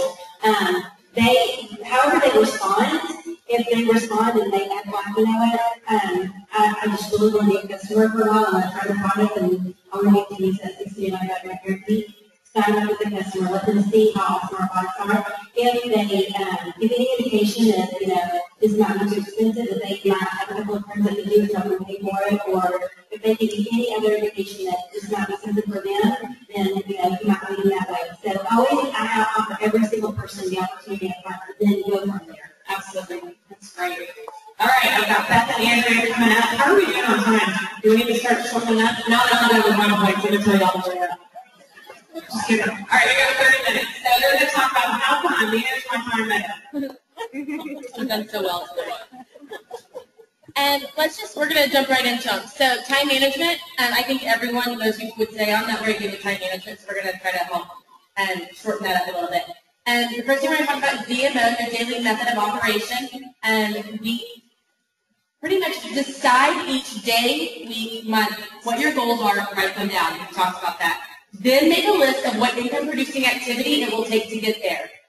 Well, does 20 people saying no get you one ambassador? Then you need to contact 60 people to get 30.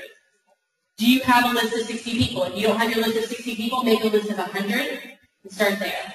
If you don't have a list of 100 people, go online, Google the words, what is it? They're called, I just lost the phrase of what they're called. Memory joggers. And right there, you can get a list of Actually, at its best.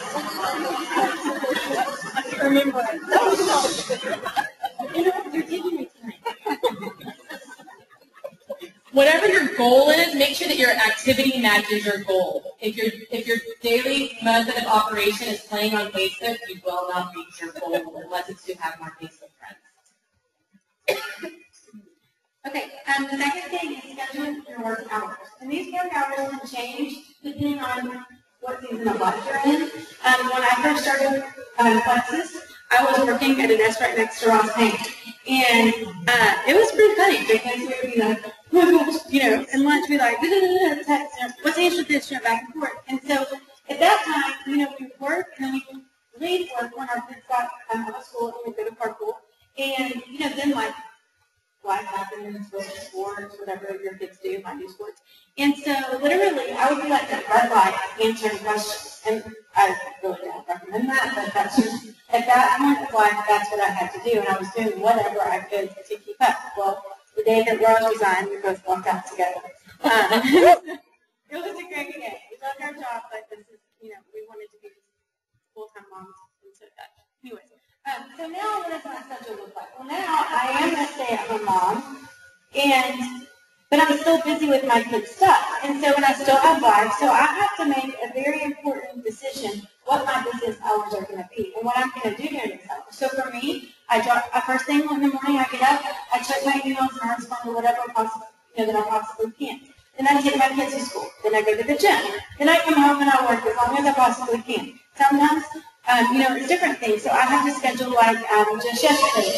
My husband and I had lunch with Cheyenne and her husband, and that was Plexus business because we were encouraging each other. We were trying to figure out different ways to do things. So that was the schedule for that. One thing that I really have had to do, and for me personally, this is hard. There's two things that I've done. Typically at 7 o'clock at night, I turn my phone off. I turn my computer off and I'm done. Because at 8 o'clock my kids go to bed, and I'm so busy with all of that I don't want my kids to remember when they get older my whole life that I was on my phone or my computer. And I think that it's very easy to do that in this job because you're like, oh, somebody has a question, I need to get to it right now. So I have to make a conscious effort. Now, do I need to do that every day? Of course not. If there's a meeting that I need to, listen in on, if I need to attend, whatever, then of course I can't do that. But on the other days, I make a conscious effort to not do that. Another thing that I've had to learn to do is, like before going to dinner, I leave my phone on. Because again, it's real easy when you're sitting there waiting for your food. Oh, let me just check that with that. Let me just check that with that. Again, there's going to be the exceptions. Today, my husband and I went to lunch because I'm going to be traveling this weekend. And so we went to lunch. We were trying to get this done. And so, I was trying to do that. But that's not normal. I think that you have to set those hours because if not, you're going to make yourself crazy. And your family's going to resent you. And so, what does that look like? So when summer comes, my office hours will be different than what they are for school time because my kids will be home all the time. They understand that I have to work and do this, but it will be. And there will be times spent with my kids and there will be times like this. I will have to rearrange and relook at that. And what does that time frame look like? But if you don't set it, you're going to be working from the time you get up, the time you go to bed, and then you can't go to sleep because your mind is not. And so just be very conscious in whatever your situation is at home. to make those hours and make your priorities, your priorities. And so we're going to try to make Facebook productive, which is ridiculous, that we're going to try. So here's a few things I would say about Facebook. Give yourself 15 minutes to play. Give yourself 15 minutes to scroll through your news feed and just kind of see what's going on there, what everyone's talking about. I think it's important. I think if we just use Facebook for business, you've lost the meaning of social media. So, get on there and play for a few minutes. Tell everyone happy birthday that has a birthday that day, especially your non-Plexus friends, so that you're making sure to get on their pages. Plus, they just have birthdays, and you probably can tell your friends happy birthday. Go through and comment on, give yourself a number, 20 non-Plexus people's posts. Go through and actually find your friends. And in mine, it's very difficult. Sometimes I'm like, I don't even know if that person is a Plexus person or if I knew them before. So you have to be very intentional. Send friend requests to 5 non-Plexus. Don't go through and try to friend request your entire high school. I graduated 600 people. I will get in Facebook jail in a heartbeat trying to friend request that many people in one day. But go through and give yourself a number of how many people you want to friend request for the day. Unfollow people on your Facebook page who are filling out your newsfeed so you can't see non-Plexus people. Go through your friends and everyone non-Plexus and follow them so that they do show up in your newsfeed. And then keep your non-Plexus circle wide and don't lose those friends. Just like Celeste, these are really, I loved Facebook long before. I had 1,600 friends the day, before I ever signed up for Plexus. So there's still 1,600 people out there, well, maybe less, that aren't on my Plexus team that I need to keep up with. And so I think it's very important to make sure that you're keeping up with those relationships and you're not letting them die just to see the same graphic over and over with all your Plexus friends. I want to add one more thing to that, and this is with the time management. I know we all like to encourage each other. I know we all like to tell it Tuesday, Wacky Wednesday, all of those things. But if you only have 30 minutes that day to work your business, do you think that it's income producing for you to go sit there for that 30 minutes and post on every Tell It Tuesday? I'm not saying don't do that, but that is how we love to hear everybody's stories, absolutely. But you have to make that decision too, and be wise about that decision, because I know that there are days that I only have 30 minutes on my computer. That doesn't mean that I'm not doing something else, but those 30 minutes need to be something that, answering questions, responding to email. And so maybe that particular day you can't respond to this. You can another day, the day that you're at home all day on the computer. So be wise about those decisions. That's a hard one for me because I feel like I don't want to hurt somebody's feelings by not responding on something that I'm tagged on, but it has to be a priority thing, and so you can't always get to all of those. So that's something that I struggle with. The next thing is listening to training calls. Okay, so a lot of our training calls are in the evenings, 8 or 8:30. For a lot of business videos are hard to do. Is that going to say to you not to listen to that call? Absolutely not. Now the destination I'm going to for your work, right? I love listening to in the car. I posted a recipe page today. The other day? What's your favorite place to listen to your training call? I loved them. It was like, when you're doing laundry, well, I hate doing laundry, so that's, I might just sound like me, but then someone said when they're taking a bath, I love to take one hot bath. That's great. I'm like, that's an awesome answer. In your car, I'm in my car a lot, and so I just put my headphones on and listen to them when I'm driving. If you have to stop, you can hit pause and go back to it. Again, some people listen to them when they're on the treadmill at the gym. So there's so many different times. So use that time. Like I said, some days I only have 30 minutes I can be on that computer.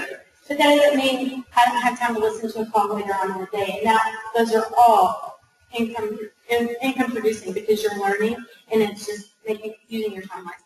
Plus, you can listen to videos. You don't have to watch them. So Sonia, Dudley, Sarah Marble, any of the videos we really enjoyed, you can listen to them. What they're, there's just their face. You don't need to see them while they're doing the video a lot of times. So you can listen to training videos and get a lot of the verbiage and the information. And if you need to go back and watch it because Sonia's on her driver, you can go back and look at it later. Making time for personal growth. I didn't really get this. I went to church, I went to Bible study, I thought I'm personally growing in my stuff. I'm going to church, we're good. And I think when I started listening to CDs of people, again, in my car at the time, 3 kids, and when I started listening to CDs of the books that everyone was recommending, it changed how I did my business. I would get snippets. You don't have to do every single thing that one of these people say. If you're listening to a CD and it's, some guys like, clear off your calendar for a month, for 30 days, all you're going to do is focus on your business, my husband would have had a heart attack.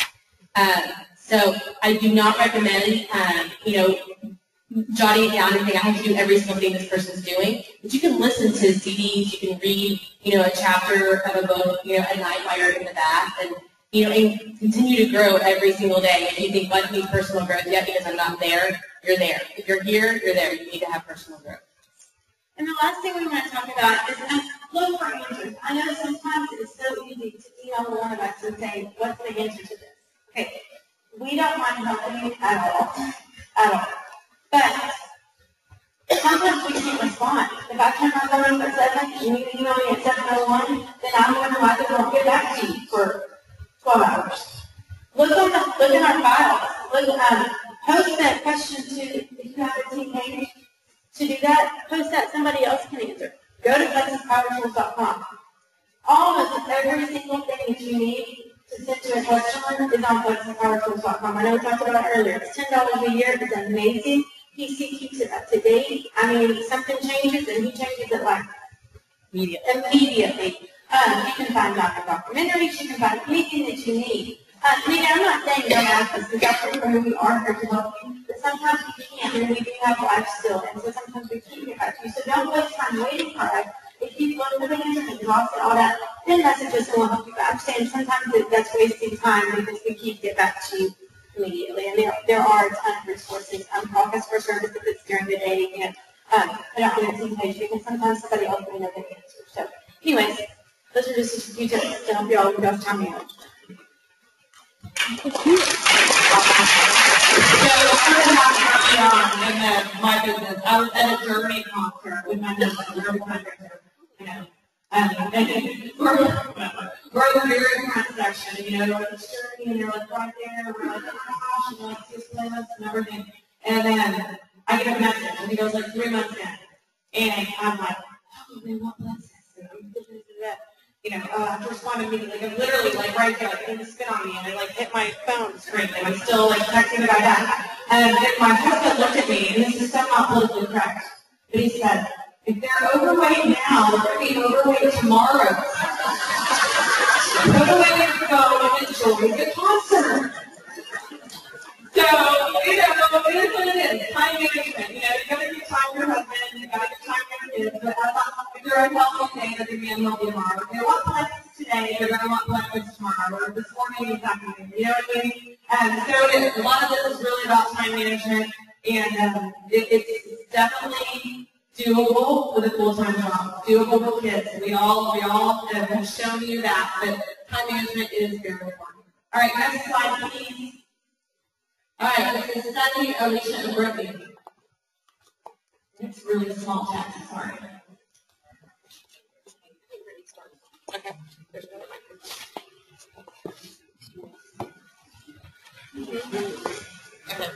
close on time. All right, so we are going to start with a launch party, right? Yeah, this was just my notes. Oh, okay. So I'm going to go rogue and we're going to do the launch party. So we were talking earlier about it, and what you want to do when you start your business is you want to invite everyone you know to your launch party. So for me, when I first started, I didn't even know what a launch party really was. I just did my own launch party. And I convinced everybody to come over because my husband's online and they wanted to make it easy, so everyone came over. So we invited everybody. One of the things we had talked about was when you get your kit in, take a picture of your kit. Take a picture of it, post it on Facebook, and tell everybody what you're doing. You're going on a journey. Have them go with you. But also, whenever you get ready to launch your business, invite everyone you know. And don't be afraid. There's so many resources. And they're on the team pages and stuff. There's PowerPoints. There's everything to get you going on your journey. For me, I'll use this question. Okay. Who here, raise your hand if you have hosted your own party. If you have, let me see. That's pretty good. And anybody here a little bit too nervous to host their own party? You don't have to raise your hand. Yes. That was fun. Okay. Anyway, okay, so there are some different options for you. If you are nervous Nelly, do not fret. We talked about having getting your close friends, having them over to your house. You can also just ask some friends over to have lunch with you to tell them what you're doing now. You can even do a Facebook event group. Has anybody ever done one of those? Raise your hand if you've done one of those. They're really not that hard to do. You just set up a Facebook event and invite people to come to it. You make your slides ahead of time and have them ready to go, and people can sign in. And there's actually a whole file on how to do one of those. Also, you can do a Zoom event.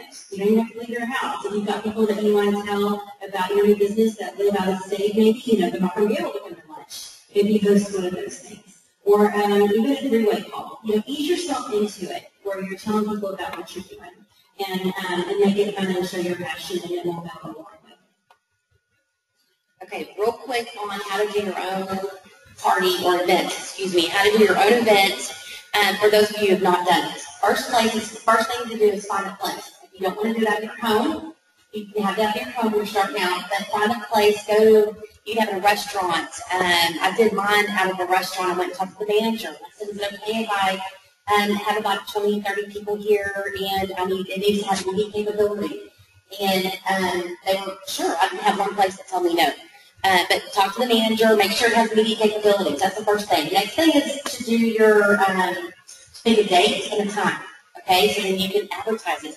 So then after you have your date and time, you've got your place, do a graphic and do an event on Facebook and start inviting your friends on Facebook to your party or to an event and have it where it's going to be, we did ours at the sushi place. I love sushi. My whole team, half of them didn't like it, and I did, so that's where we had it. But I'm inviting them to the event, okay? So now I've got the groundwork going, so what do I do next? I'm not going to rely just on Facebook. I'm actually going to call my friends that I want there. And I'm like, hey, I need you to come find out about Texas. I need you to come to it. And actually, when I first started, I tell you what you did. I was telling them what I paid your less you're interested. I need you to come be a body in the seat. Can you do that? And because when people walk in, if they even have a visitor walking in, just one person, they're going to be like, feel uncomfortable. But if it has 20, 30 people there, they don't know that your friends just support me. By the way, your friends are listening because they're having their stuff there. So they're having to listen. And your friends care. They're going to want to support you. But that's what I did to start off with. Now, once my team started growing, how to make your event bigger, I did a contest with my team. Whoever can have the most guests here after everything's over gets a prize. And then every guest that they show up with, your name goes in the hat. So when it's all over, we draw a name, you get a prize for having that. And it makes it where it's a bigger event than normal. And I think those are my points. Oh, sorry, real quick, totally forgot.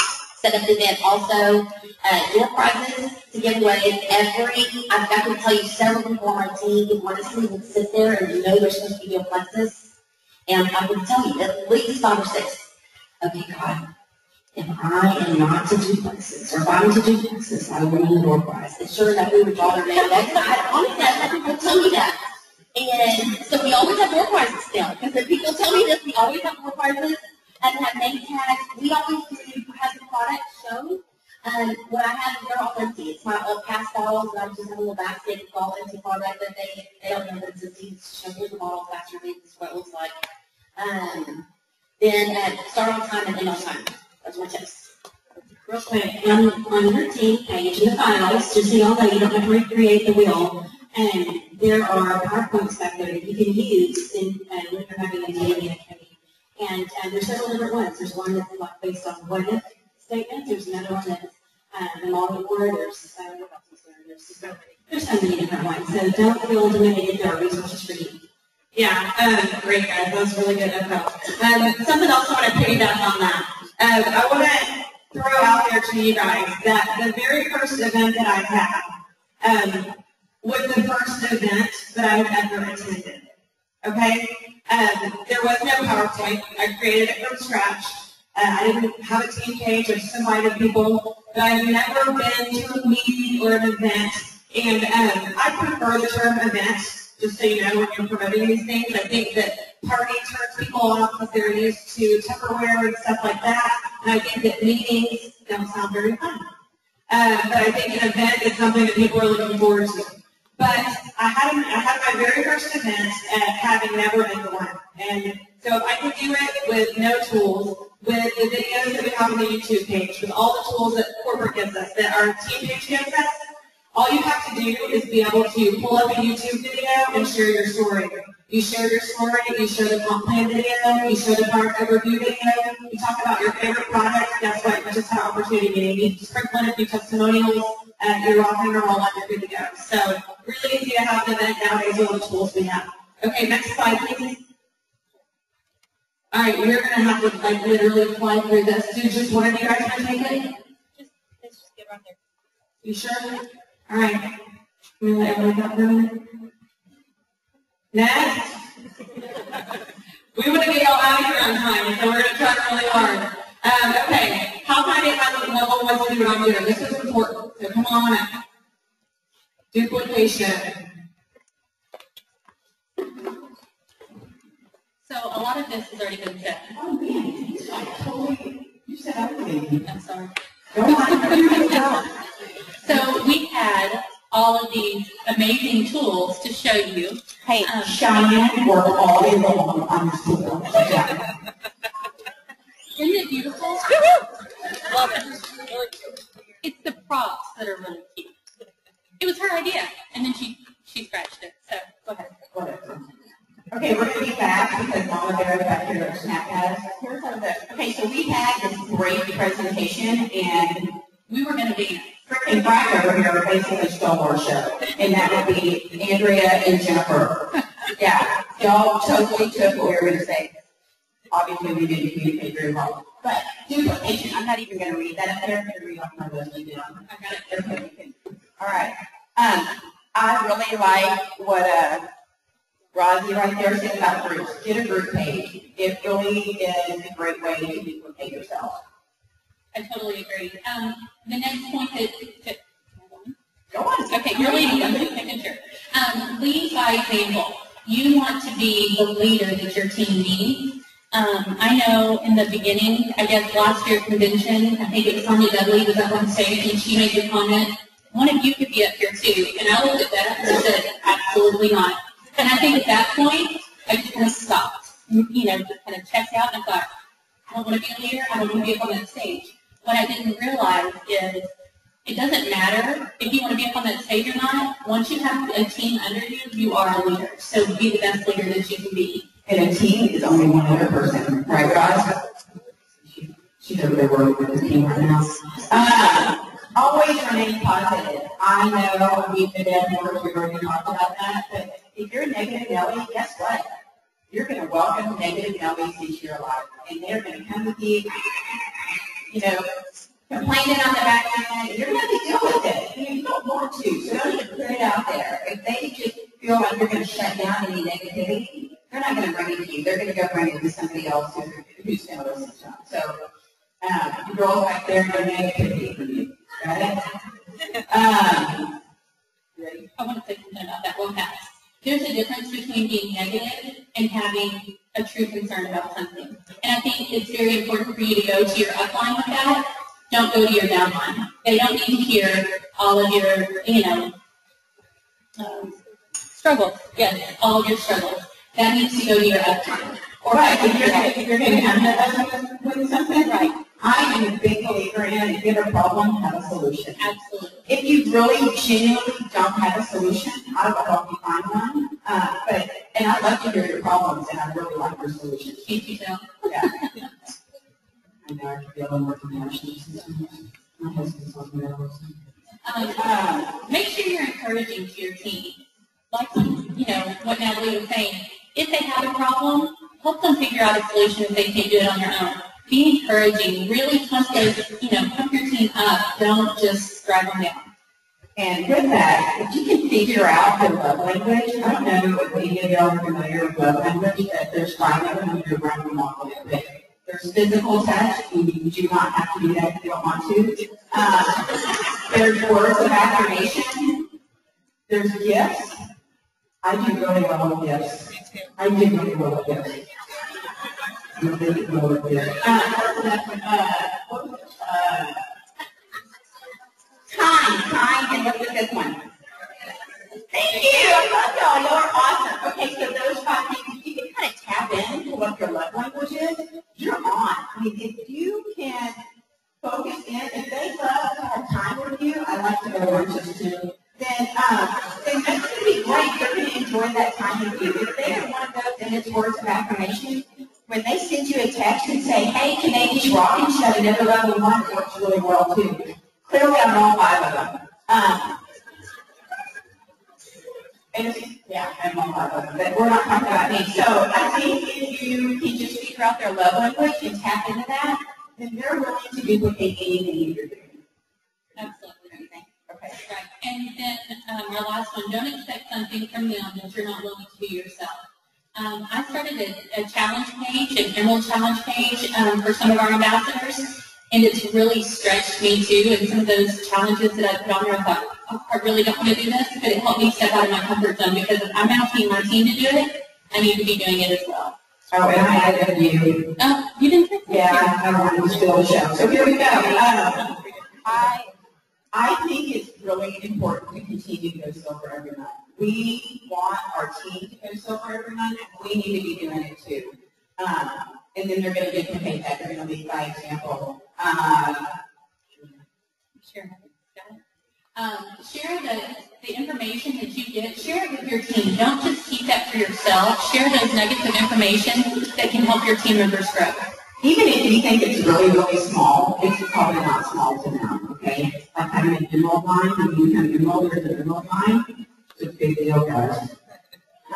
I'm totally right in Celeste back there. I think it's important for us to make our goals known too to our team so that they know that even though you might rank to a certain, you still have goals and you're still goal oriented and you're still working on it. My last one. If you slow down and fall off, they're going to follow suit. And almost every single time. If you slow down and you're not posting, guess what? They're watching you. They're not going to post. They're going to slow down too. I've seen it, unfortunately, in my downline. And it's not because they were following me, promise. I don't know who they were following. But bottom line, you want them to duplicate you. And if you're setting a good example and you're doing what you want them to do, then they're going to ultimately duplicate you. Absolutely. And I just want to let you know, you are not responsible for others' success or failures, but you are responsible to get your customers and your ambassadors off to a good start. There we go. We're done. Can we do a door prize for the tool belt? Everyone wants that. All right. Next slide, please. All right, we're going to skip right through that because we're running out of time, and I think that the next thing that we're going to hear is way more important. I'm going to ask for like 30-second testimonials. I told y'all in a minute. I really want to get us out of here on time. I want the guys out there that are selling swag. I want to have a little bit more time to be able to have you guys be able to take advantage of that. So we're going to do 30-second to 1-minute testimonials. I'm going to start down here this time and go that way, and then we're going to close and then get y'all out of here. So this is important. I want you guys to hear the possibilities. I work full-time outside the home, and when I started at my job, all social media is blocked. Anything fun is blocked at my work. So I have to do everything on my phone, and I have a desire to quit my job eventually. My husband's back there, and you're on your phone listening. When I quit my job soon, and I went in 11 months, and I'm making right now number one I make at my current job. So it's been a crazy blessing. So quit my job.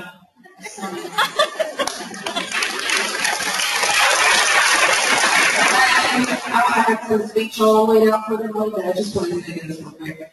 And last night, with the financial blessing it's been for my life, was last night, me and my husband sat down and paid off every single medical debt, bill, credit card,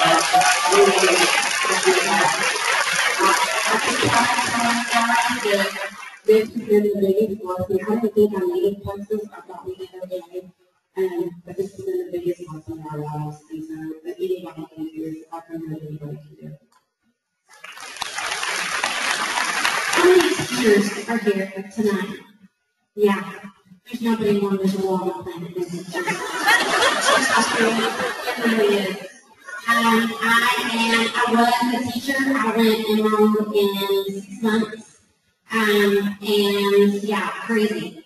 And I quit my job in November for a contract. I put up take my license away.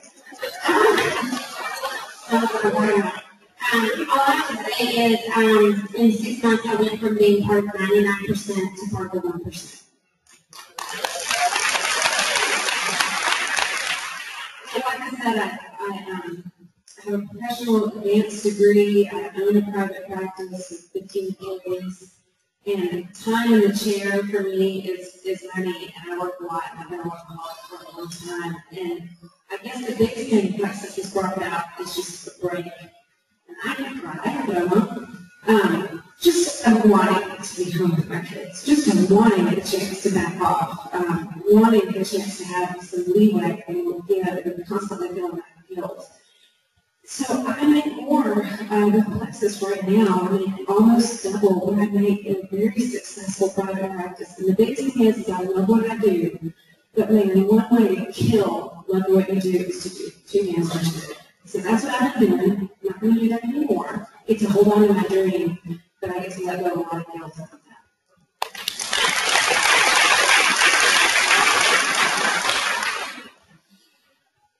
I came from a corporate background. My dream was always to be second home. That's all I knew about. And because our dog was dissolved, I did stay at home for 5 years, but to me, we were killing ourselves like it in these. And I always had this guilt, it's such how the joy out of it, because I always had this guilt that I had to be contributing. And we weren't doing any lyrical efforts all the time. Just Robin could ever get called.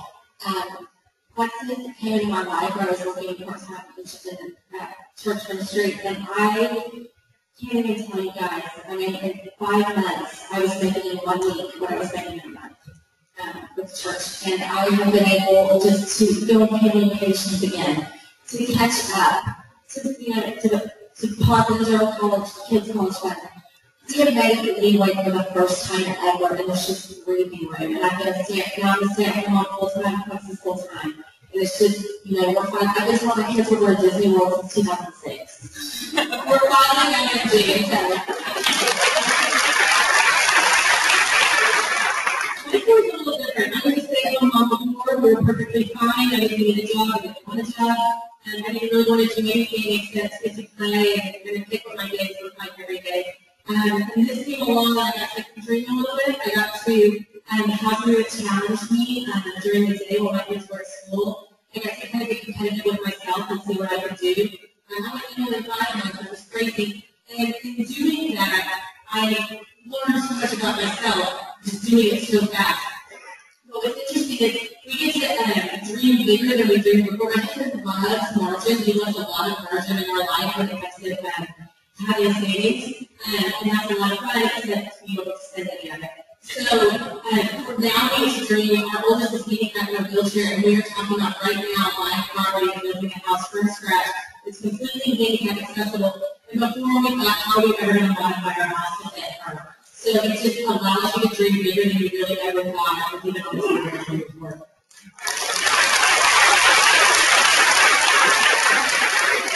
I'm going to agree with her a little bit. I already own the business and still own the business. I didn't realize how financially stressed I was. I had a lot of financial responsibility and didn't realize it until I started doing Plexus. And I was so focused on the financial stress that I had lost who reality was. And so in doing Plexus, I truly felt like I found myself again. And I found something. I found that I didn't enjoy the photography. It became a job. It became something I had to do to put food on the table for my kids. And so, and my husband too, I would need as well. With the Plexus, I felt like I found myself again. And to me, what's the word I'm looking for? Yeah, but to me, that was more than I was searching for. I thought I just wanted $500 a month to be able to make my broken down car payment that I was about to have to come up with, and it was stressing me out. I didn't have to come up with $500, and I ended up making that and then some, and you know, have got a lot of peace in my life, and so I'm not as financially stressed out anymore.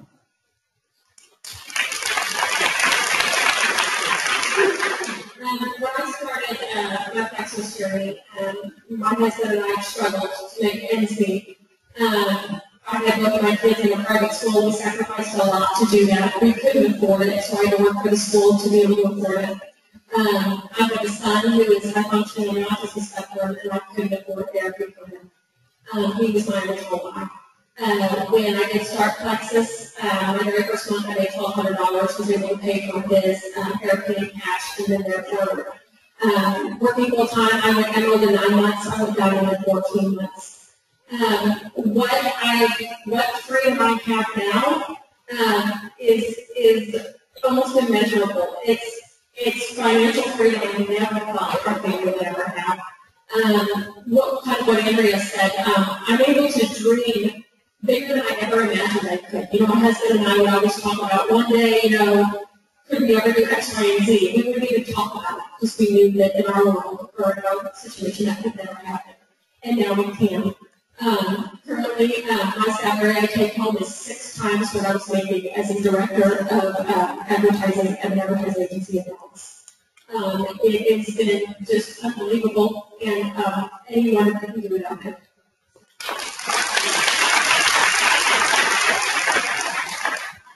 So I was one of those when I was working, I did not want to be a stay-at-home mom. I had this great career, and I was earning a lot of money, and I was actually a breadwinner. Then I had that first baby. And my plans changed. I wanted to be home with her, and I couldn't be home with her. We could not afford it. And here came the second baby, and lots of infertility bills, and I still couldn't afford it. Here came the third baby, and finally I got to stay home. So I was home for 7 years, not working, but we were doing good. We were told by a financial advisor, if you can't afford to save for college, you have to save for your retirement. That's more important. You can get loans for college, but you can't do retirement. So we did not have college funds saved for our girls. We actually have 4 girls. And we now have 4 college funds really, really well stocked. So that's pretty exciting. The other thing is we just decided to put our 2 little girls in private school, and I never thought we could do this. And we're going to be able to pay for a full year of both of the girls with one of my paychecks.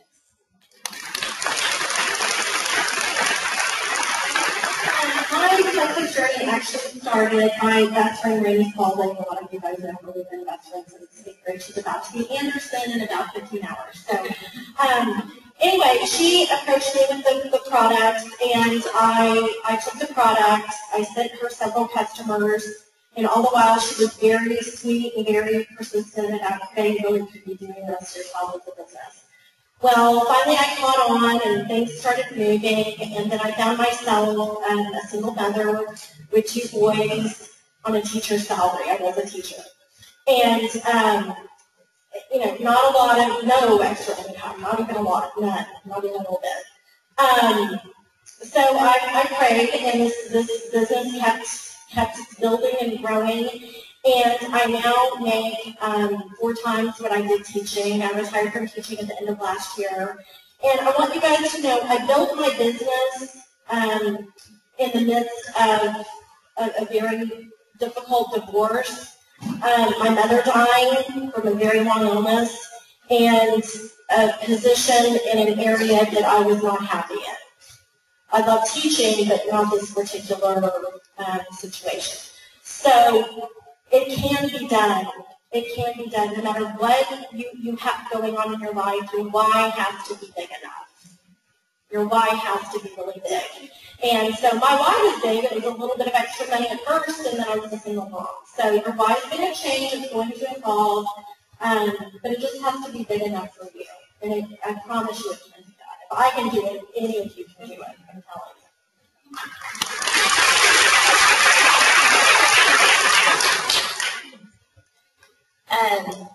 My story is a little bit different. We're all kind of similar but different.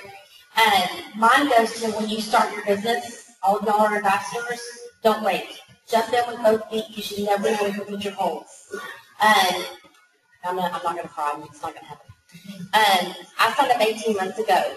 And God knew 18 months ago that today, that my husband's business, I've been a stay-at-home mom, haven't worked in years. I think I had convinced him, both my kids are adopted, and I had convinced him that I would be home working, be home by now with the kids if we had kids. And so I got to quit work earlier, and we adopted our kids. So I've been living this life, and we're living comfortably, but I didn't know that his business was going to hit a rough spot. They were going to change the way they did business, and they were going to hit a rough spot, and he wasn't going to get paid for several months. And so, honestly, if it wasn't for Plexus, we would be homeless, and my kids go to private school, they'd be out of school.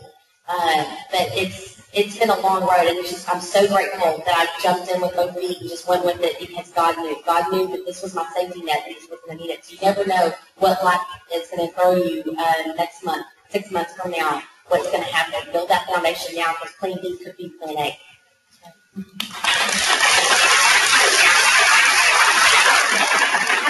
So several years ago, I had sold a mortgage business, and as y'all probably know, the economy crashed into the mortgage industry, and I had been a stay-at-home mom, which was my dream my entire life, and our lives were turned upside down. We completely lost just about everything except for our house. Y'all probably don't even know this, and he had to completely start his career over, and he did that. And then right about the time that we were just about to, be smooth out, we got this idea that our kids needed to go to private school. We had no idea how we were going to pay for it. Absolutely no idea. But we both felt that. And so Scott found them. Okay, we're going to do this, but we're going to wait 1 year, and then we'll do it. And a friend of mine looked at me and said, if you think God is telling you to do that, but you're waiting for a year, you're putting him in a box.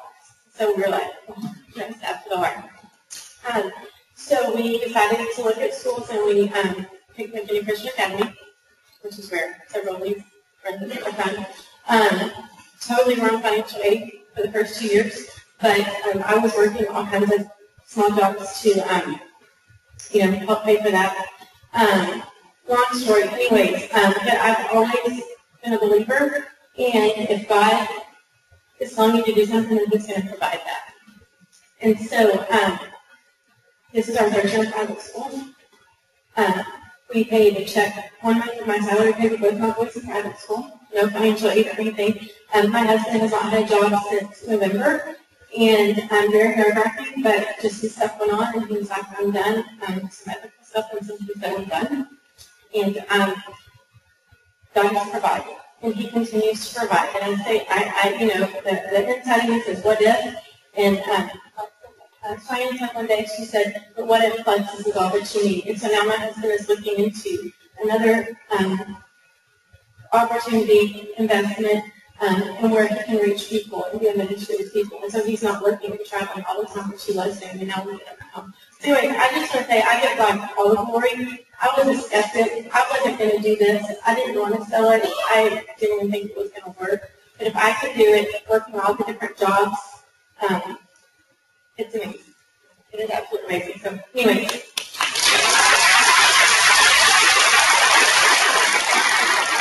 So I think when I started Plexus, I didn't even realize we were a different marketing business. I had no idea what I was doing. I knew I liked the product, and I had somebody that wanted to buy the product from me. So Celeste had told me, hey, if you have somebody who wants to buy them, sell them. I thought, okay. And so Plexus has been amazing. I was a kindergarten teacher I was a teacher for 16 years. I loved my job, but I wanted to be home with my girls. Our girls now are 13 and 17, so I have one in middle school and one is a senior. So finally, my oldest, her senior year, I get to stay home. I went Emerald 17 and 7 months, Sapphire 9 months, and Diamond in 11 months. My husband absolutely hated his job. And I remember telling him over and over again, hey, it doesn't matter, we'll make it work on a teacher's salary if we have to. Just quit your job, and he never would. So now that I'm with Plexus, I was able to resign from my job, and then my husband was also able to resign from his job. So now we just focus on what God has put in front of us, which is adoption and missions. So a lot of our checks have gone toward adoption fees and our missions to be home.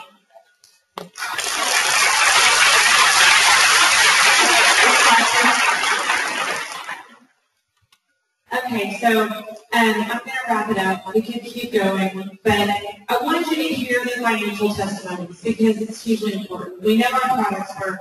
We know our content is amazing. But I want to leave you guys with this quote, and it really, really, I think is relatable. I think that it's something that you guys will agree with me. It says, in network marketing, you will think the reward is money, but the freedom will far outweigh money. And in the end, it will be about the lives that you change. And we talk about our why and our why changing. My why now is changing lives. I'm healthy, I've lost the weight, I've established financial freedom for my family. My why, what fills up my cup, is watching people succeed with the product, but watching y'all's lives be transformed with the business opportunity. Me going Sapphire Night is amazing. My friend Audrey back here going Emerald today made me much, much happier than me going Sapphire today. So, y'all, it's about changing lives, and it will blow your mind the way that you feel when you establish that financial freedom, and really what it is about is changing people's lives. We have a great opportunity. I'm excited that you guys are here. If you are running a booth, if you want to go ahead and go out and get that going, and if you want to do that, I think we probably have 15 or 20 minutes. We'll probably have to be out of here. And we'll all stick around and we'll talk for 10 or 15 minutes, and then we'll probably have to evacuate the building. But thank you guys for coming. I'm so glad you're all here.